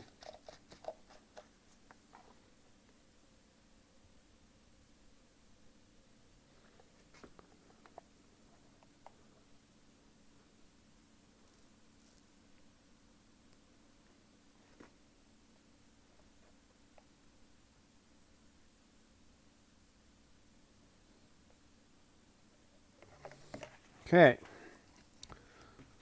So we got all our colors. Let's measure out the dyes really quick. First thing I'm going to do is kind of shake it up. These pigment-based dyes settle out. There's pigments that are heavier. A lot of times you got to kind of shake it up, get it all mixed, and then, like I said, 1.5 grams should be good. I think. Well, I went to 2. No big deal though. Went a little overboard there. Not going to hurt a thing though. It's just going to be more white or whatever. So we got our white in there. White is a good color, or even like black sometimes. Sometimes black can really take over blanks, I've found. It's better to use a little less of that, but white is a good one for, if you're doing multiple colors. White will break up things a little bit, adds a little bit of interest, even though it kind of seems boring, sort of, but it really is surprisingly awesome. Mix up our Lagoon Blue.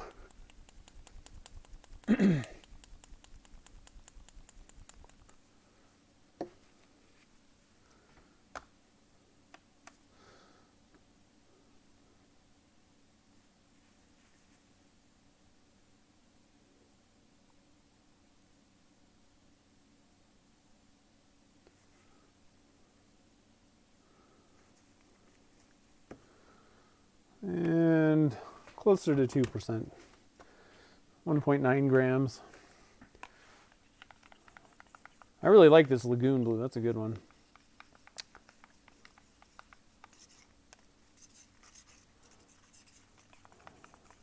I like most of the Divine pigments. They're pretty good colors.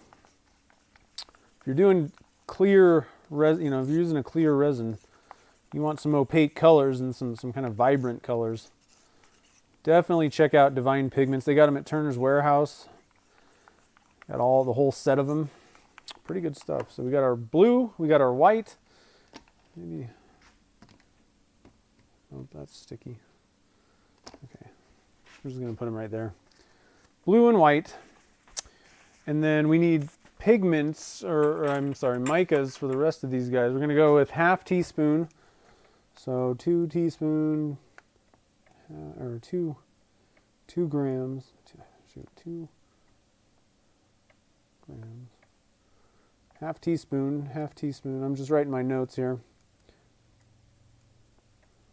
2 grams about. Okay, we got our pigments, our micas already. So we got a little bit of Sunrise Yellow, 2 scoops.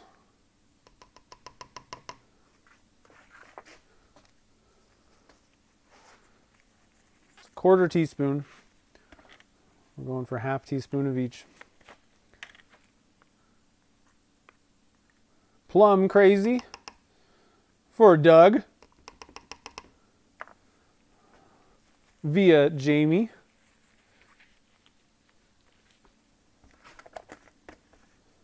And Vibrant Pink.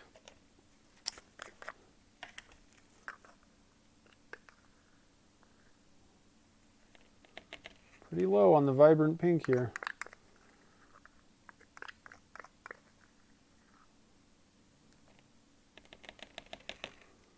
Give it a little bit more. We'll make it nice and pearly.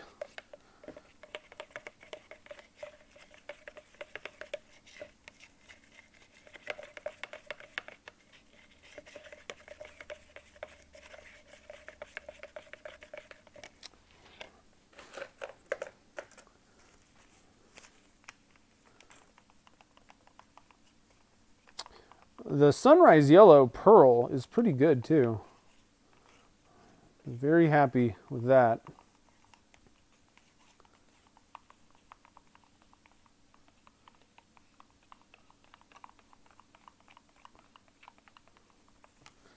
And the plum, everybody loves the Plum Crazy. Pixie, thanks for the super chat. I appreciate it. I need a resin mixing song. Yeah, I sure do. It's kind of hard to use music though on YouTube.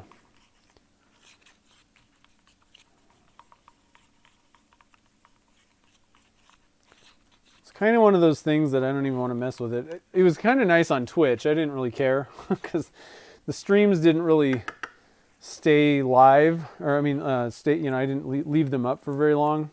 And even if you use copyrighted music, they just kind of muted it. But I don't think that YouTube, I have a feeling that I'm just going to run into problems with music on YouTube for live streams. It would be a shame if they like totally muted or took down the videos just because I had a song. I think they should just let us use music. I mean, I understand the artist thing and all that, but it'd be really nice if we could just not have to worry about that.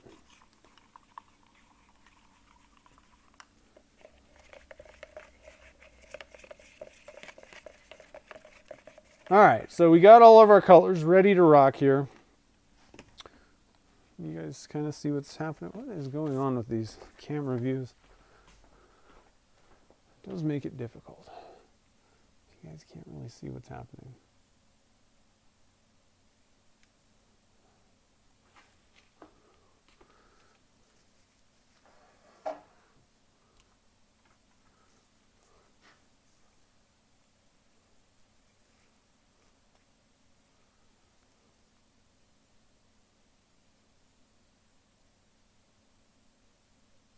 There.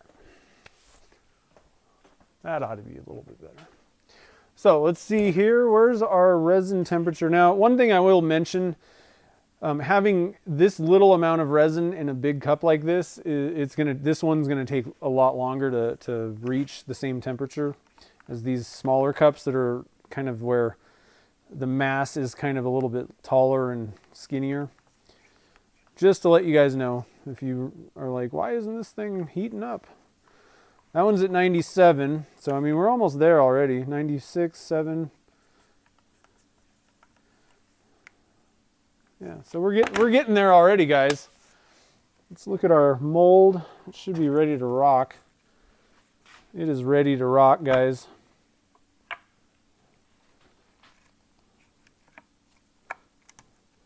Hopefully my wedge plan will work. Might have moved a little bit, letting the mold heat up like that.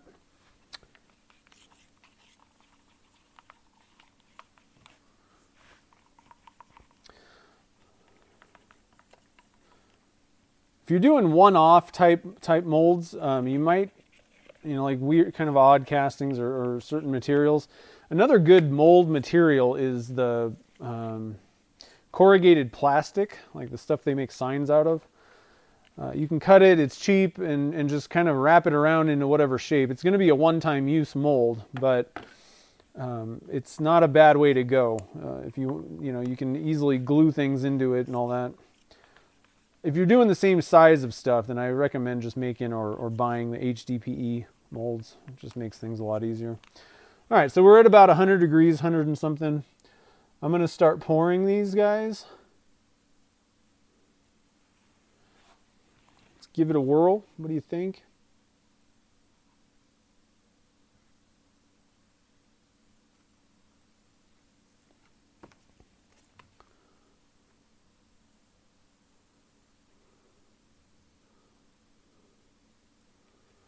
Ooh. I like that color combination for sure. That purple, yellow, and kind of a light blue. That's nice. Oh yeah.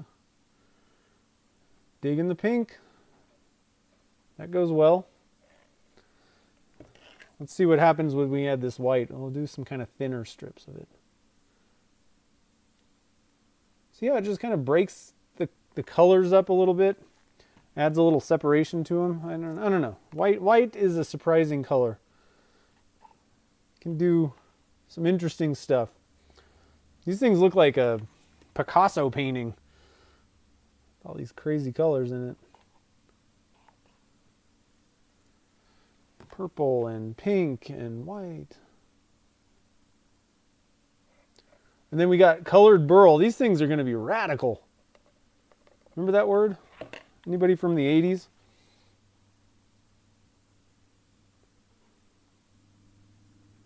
So we're just layering colors on top of colors.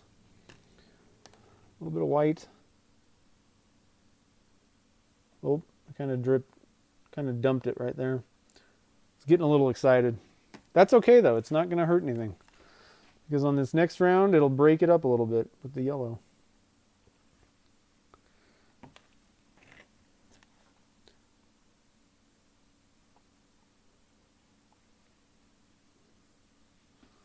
Just have a little bit of fun with it.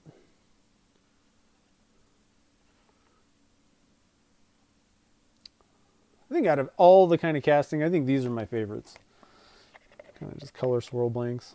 They're so fun. Unlimited things that you can do with all the different colors.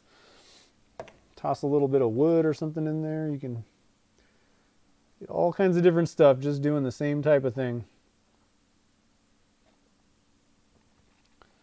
All right, so we've almost got the trough filled here.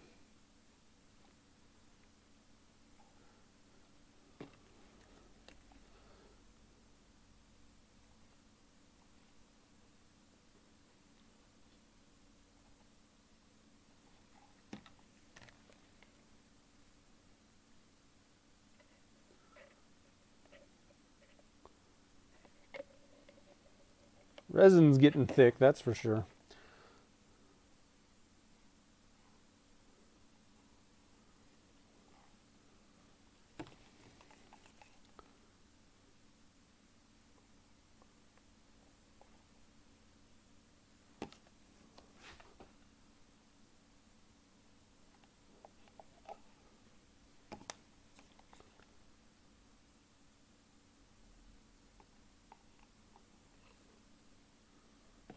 These things are going to be some crazy colors right here.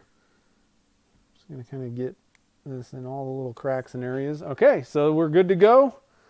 Let's open up the pressure pot here. I think these are going to be pretty wicked. I cannot wait to cut these things up. Good color choices, guys. Took a little bit of doing, but we got some cool colors in there. Okay, and 70 psi. Oh, I should have probably done the cup. I guess it doesn't matter. It didn't. It already kind of set up. So let me put some gloves on again, and we'll kind of try and dump the rest of these colors into this cup, so we can make a crazy egg or something. I'll still turn it. Why not?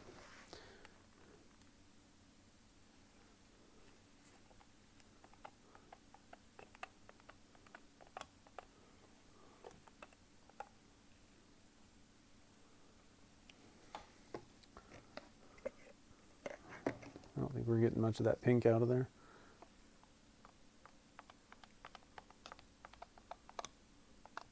Chunky.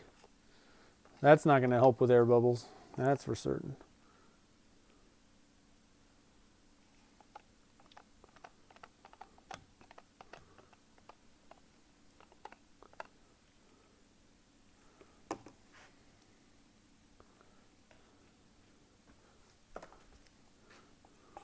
Don't forget the Laguna Blue.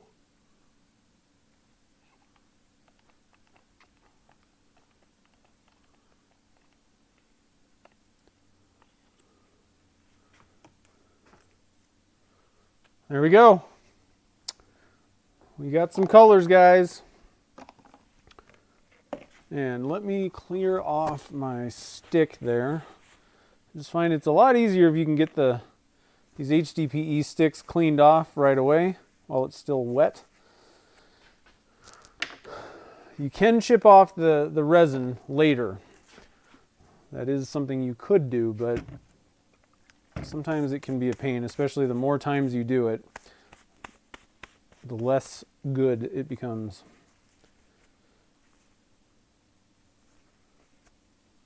Use a little acetone, get anything I missed off of there. There we go. Put our little cup aside for now. There we go.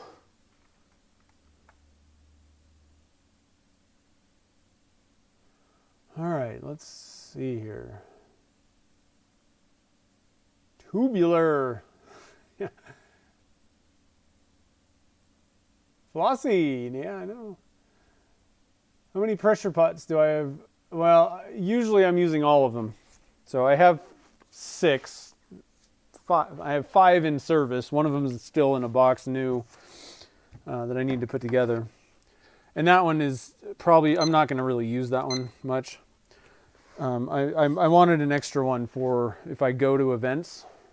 I don't want to have to rely on other people to give me their pressure pot. You just never know, like even simple things. Like I went to one, I was doing demos at the Turntex booth, and like they didn't even, I mean, this is Curtis Seebeck, right? And I understand that he had a lot of stuff to do setting up his own booth, like the rest of it, but I go to do my first casting and there isn't even a regulator, like an input thing on the pressure pot. Like he didn't even put the plumbing stuff that I needed on it. And I'm like, ugh.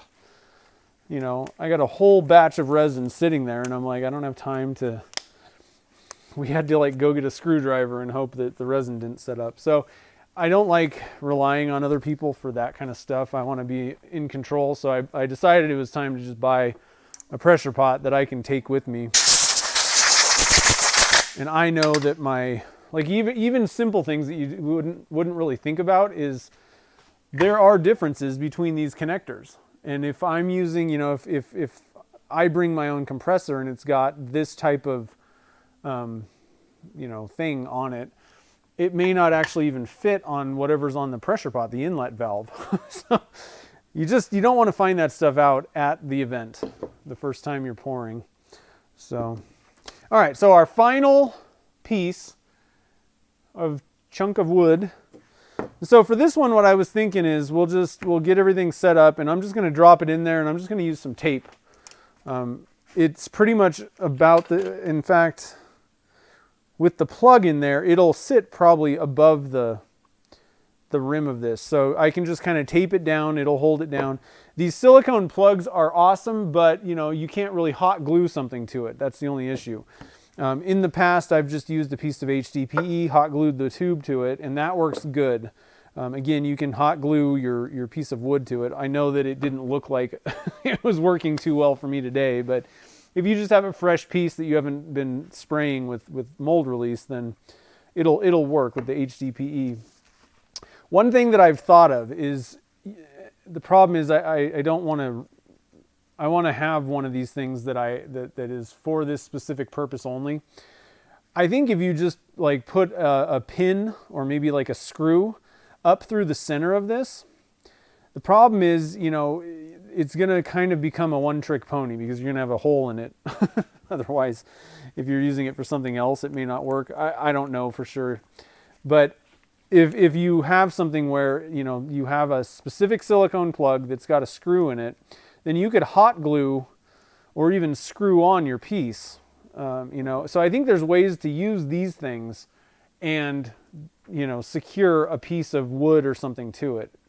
I haven't really played around with it so far, but I think that those ideas could work. Okay, so let me get all these things kind of out of my way. Sticky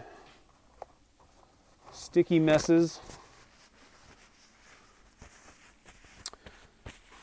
All right, so initially, like I was saying, I was thinking I would paint stuff, dragon egg style, something on this, but I think that I want to keep the character of this piece intact. I don't really want to mess around with it. So we're just going to drop it in like it is.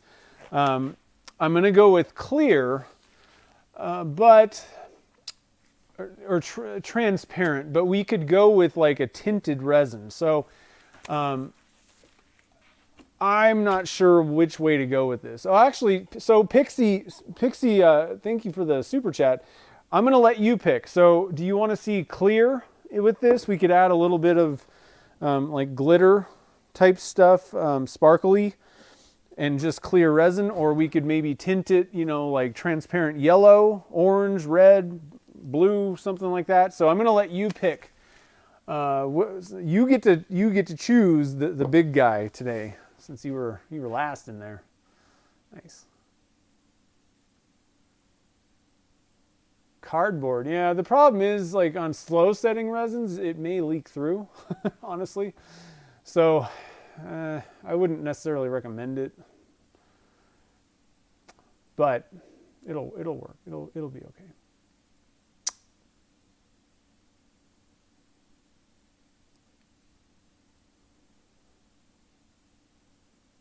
Pixie likes clear. Do you want to see any kind of like glittery stuff? One thing that might be kind of cool, maybe, sort of, is the macro pearl. It's like kind of bigger chunks. We could just kind of add a little bit of that to it. I do have different glitters. We could maybe add a little bit of that gold leaf or copper leaf. Copper leaf or gold. We could do silver again. I'll leave it up to you if you want to see something specific there. What time? It's 5. It's only 5. We're good.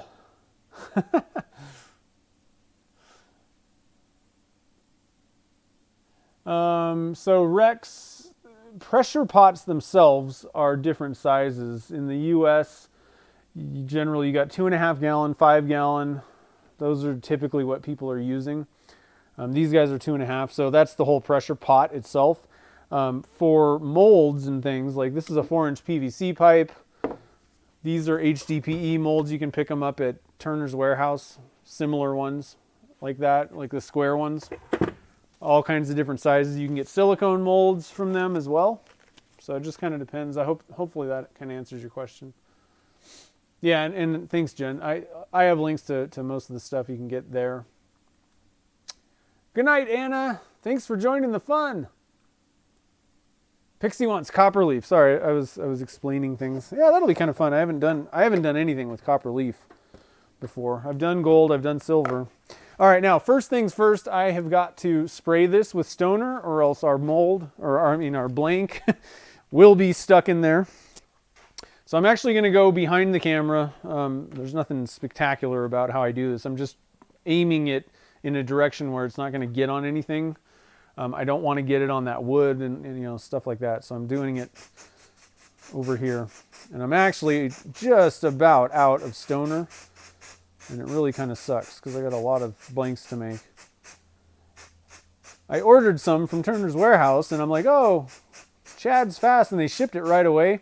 Totally forgot, because it's an aerosol, it has to be shipped ground. And so I got like the shipping notice and I'm looking it up and I'm like, why is it like taking a week to get here from Phoenix? Then I realized what was going on. Maybe not a week, but I placed an order for other stuff the next day that's arriving on Saturday, like tomorrow. And I was like, what is going on? I'm going to blow this off with the silicone plug. Just blowing that off. There's some stuff that kind of landed on it. Try and get that nice and clean. Get this on camera here. These plugs that Turner's Warehouse sells are really fabulous. Flat, they got a little dimple in the middle for centering your blank if you need that. In this case, it's probably not going to make any difference because I got wood, but pretty cool, pretty cool. I'm not going to open this. I just wanted to make sure that was cracked. Okay, so this mold holds 4 inches by, what is that, 6? I want to say that takes about 900 grams, maybe 6. Let me measure the depth of this thing. Well,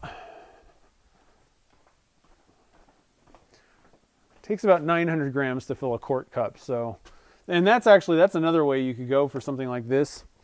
You could just stick it in a quart mixing cup. So, yeah. So a full quart is about 900 grams.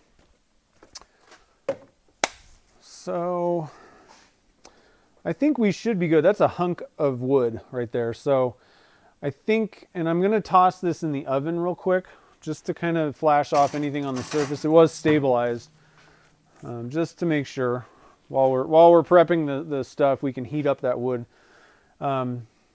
So I think if we just mix up 600 grams, we should be good, hopefully. I think what I'll do, just in case that's too much, I'm going to prep this tube, and we'll have a copper leaf kind of stopper or handle blank ready. So I'm not just wasting it. I know I could pour it in that little cup, but if I'm a little worried that we're going to have a lot of resin left over from 600, so I'd rather have something we can make a full blank out of. All right, so and what I'm going to do, so all of these pressure pots are full, so I'm going to be putting it in my 5-gallon that is over there, ready to rock. All right. In fact, I'm going to leave that over there, and I'll try to remember to switch to that view when we are ready to do it. I can't see my glitter stars. Where do we get the clear PVC? Again, I have links on my resources page on my website. Jen just put a link up in the up there. not too far up if you scroll up in the chat. Okay, so let me get what I need is a clear. I like to use, if I'm going for a dead clear casting, I typically don't, especially on a large pour. I'm going to pull out a brand new one of these cups. It's so easy to get a little bit of something if you're reusing cups. So I'd rather just not worry about it. Get a new one. These things don't cost that much. And then we need 600. And actually, first thing I need to do is write down our number 4. I don't know. It's going to be like a kind of a sphere or something like that, or maybe a. I know it wouldn't work too well for a box. That would not work because we drill out most of the wood. Although that would be kind of interesting to kind of drill out the center of it and leave the outside. I don't know. We'll have to think about some sort of project, but 4-inch PVC pipe and slow set clear. 600 grams, 300 times 2. And then we're going to add copper leaf. Just a little bit. Just a little bit.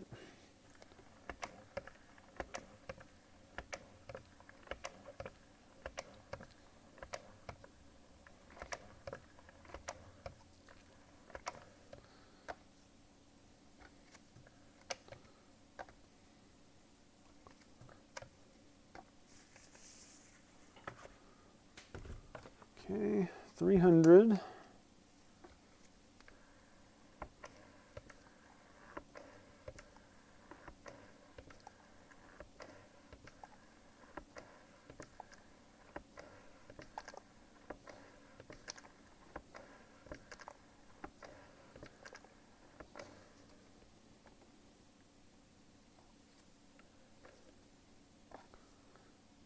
Sneaking up on it. 297. Wait.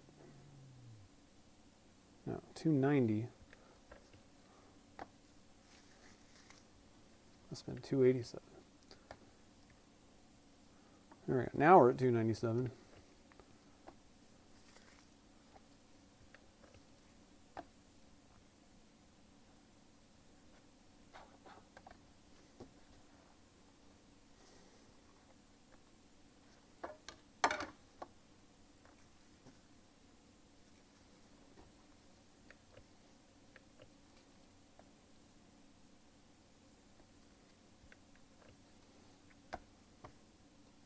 There we go.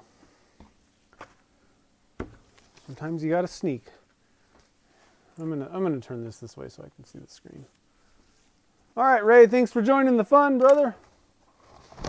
I got a little bit of something on this. Looks like sunrise yellow. Let's get that off of there before we start stirring. Make sure this is nice and clean. We don't want to mix in mica powders into our clear. That would be detrimental. Let that dry off a little bit. The bride unit. All right, Jim, have a good one.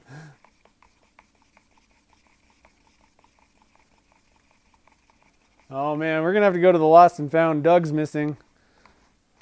Lost and found.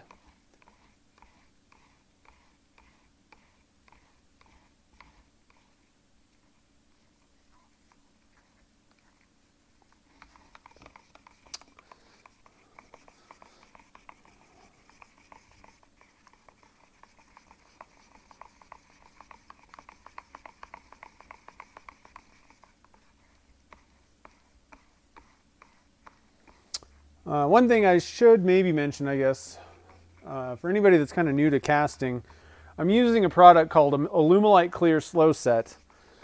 And it's not technically, it's kind of funny. It's not that, it's actually a pretty fast setting resin, but compared to a lot of them, it usually sets up in about 12 to 15 minutes. But it's that specific formula was made to pour in large quantities all at once. Many of your resins out there, your epoxies and things, many of them, there are exceptions, but a lot of the kind of off-the-shelf ones especially are not meant to be poured in large quantities all at once, and it's going to overheat and you're going to have serious problems. So if you're doing something larger like this, trying to do it all in one pour, then you're going to need to use a resin meant for that doesn't get as hot and won't overheat. Just a little warning for everybody.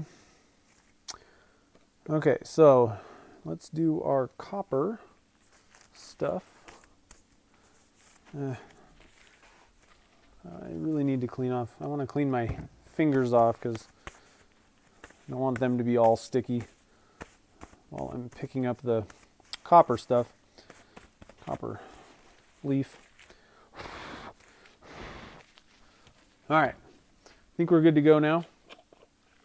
Whoa!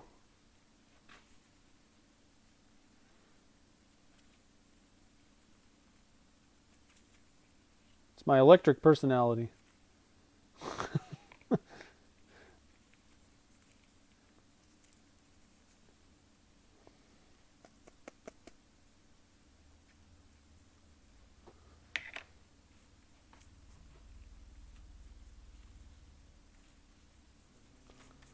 For the most part, this stuff isn't that difficult to work with. This copper leaf stuff. Like I said, definitely better than the last leaf experiment that I did, which was a long time ago. It was just not very fun at all. I would imagine, it's really dry in Nevada also. So in some areas where it's a little bit more humid, it might actually be easier to work with this stuff. It may not kind of cling to everything. Just kind of depends.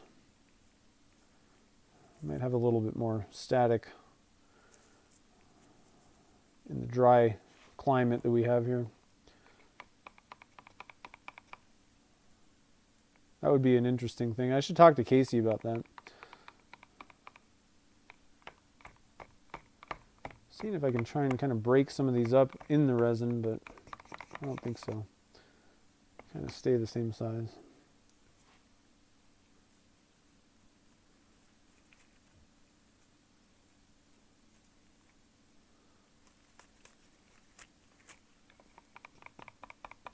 I don't want too much. Sometimes one of the hardest things to do is know when to stop adding stuff.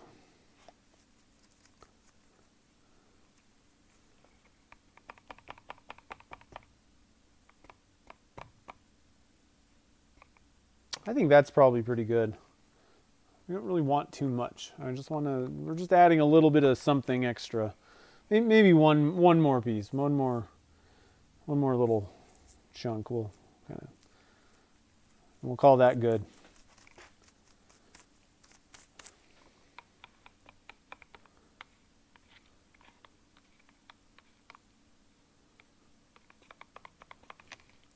Calling it good.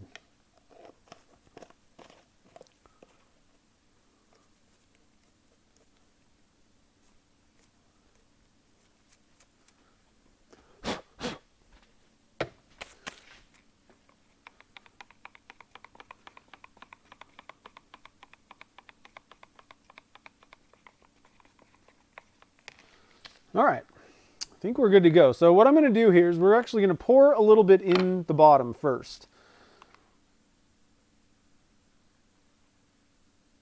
And then I'm going to push that piece of wood down into it in the hopes of maybe not trapping air, as much air down there. We'll see. I'm still going to just kind of pour a little bit at a time, kind of move it around. Keep my hand underneath the plug. We don't want the whole thing falling out on for some reason. I don't think it would, but don't really want to find out either. In fact, I think what we're going to do here is we're going to get a piece of HDPE out that we can work on. And then this might fit in my rack. I don't know. But it'll just give me something to work on and we'll be good to go.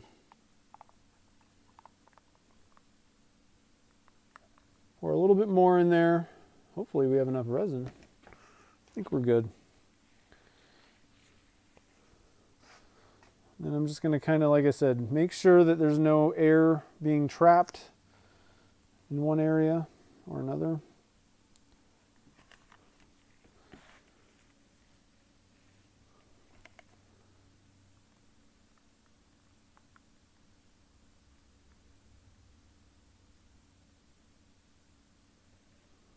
Oh, it looks like we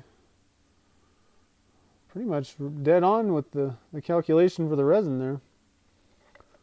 Glad I didn't do less than 600. Okay, now just to make sure that this thing doesn't move around on me, I'm going to get a piece of packing tape out. Don't actually think it's going anywhere, but I've said that before and it moves all over the place. So that's it. I think this is going to be pretty cool. The interesting thing about using copper on this one is it was shot, I know it's not, they probably weren't using copper bullets, it was probably lead, but today's bullets are, usually have a copper tip, and so it's kind of, it makes you think of bullets a little bit. So, I think what I'm going to do, I think it'll be a little easier for me to get into the pressure pot using my handy dandy rack here. Yeah, perfect. And I remembered to move the camera that way. Now I just got to get the right camera. And you can see me plopping this guy into my big pressure pot.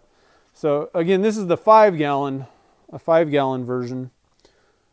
To be honest, I don't really use this that much. There's a decent deal on certain brands of 5-gallon ones.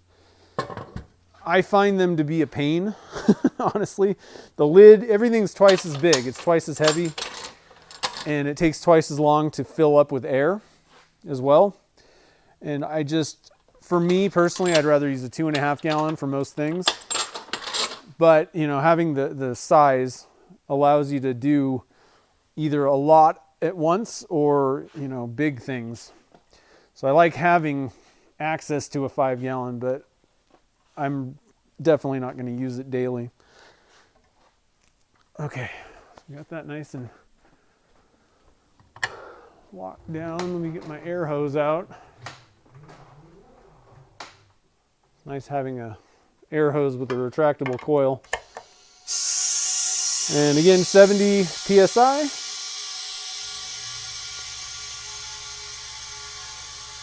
For people that are using a very small, one of those little tiny compressors that don't have a big tank on them, that's another reason why, you may or may not necessarily want to use a 5-gallon pot.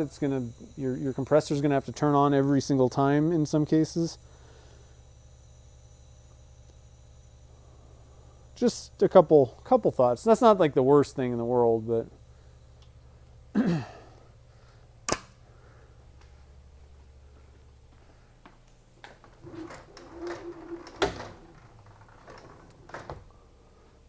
there we go. We got it all done. We got a bunch of blanks made today, guys. So, yeah, like I said, I think I'll have to kind of put my brain together on that big one we just did.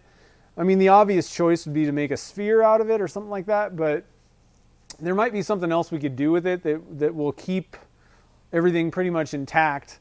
And I don't know. I want to be able to see the wood the way it was. That's why I didn't obscure anything or paint over it, because I want to keep that intact. So I'll have to kind of think about it, see if there's anything. Like, I'm thinking maybe you could do like a lamp type project, maybe somehow using that. I don't know.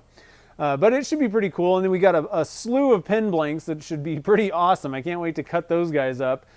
Great color choices today, guys.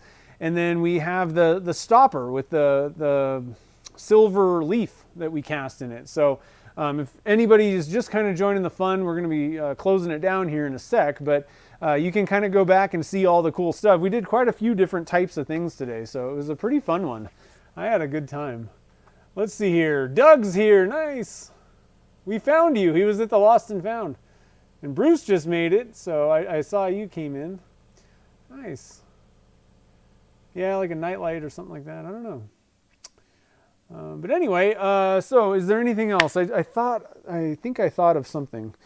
We are going to be doing the giveaway for the, let's see, it's got a little bit of everything here. So a while ago, Chad hooked me up with his like mold set, a couple of these guys, but they were 3/4 inch, wide.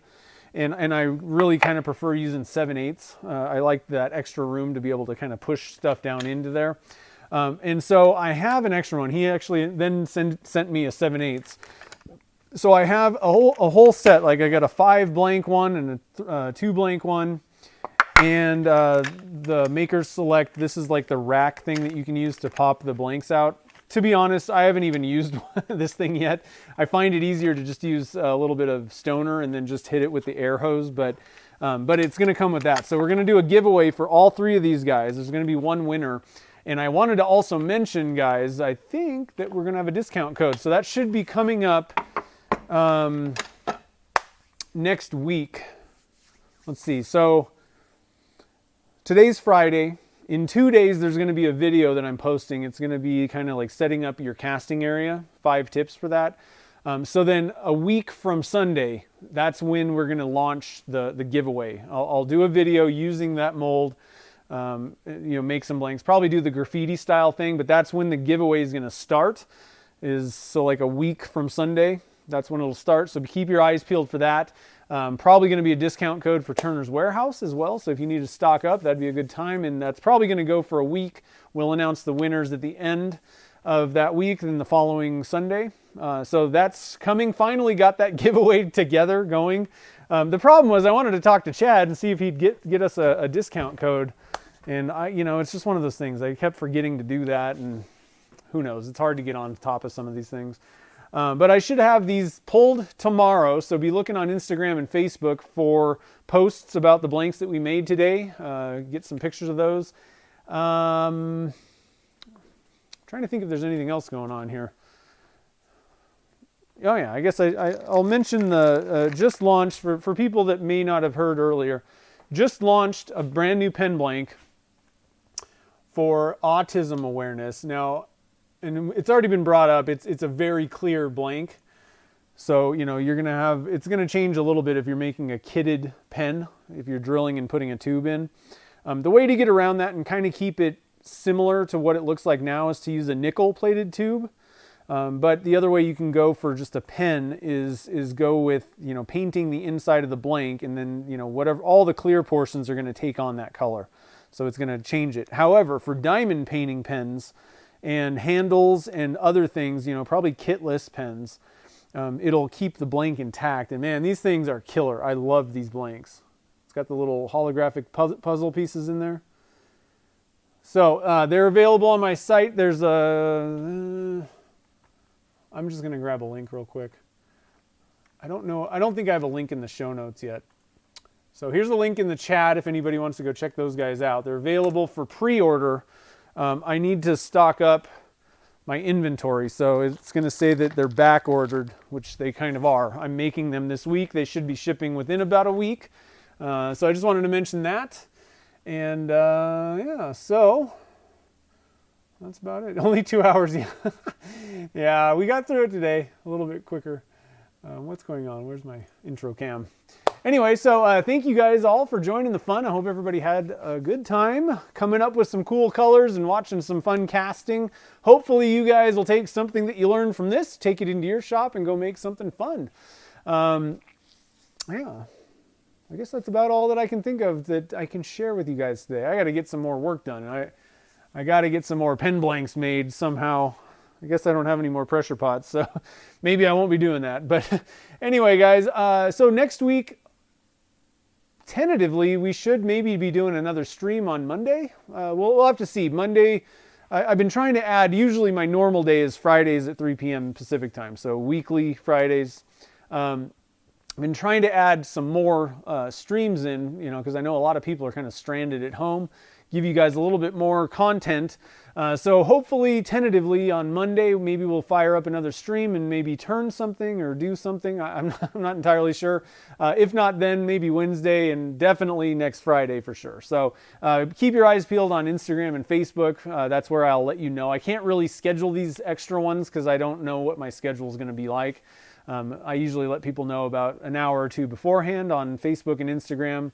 And then and I've been usually doing them at about 3 p.m. Pacific time, no matter what day. So be looking for that. And I hope you guys have a wonderful rest of the night. Have a great weekend. Get in the shop, do something fun, make something cool. And I will see you guys on the next live stream. Thanks for joining the fun.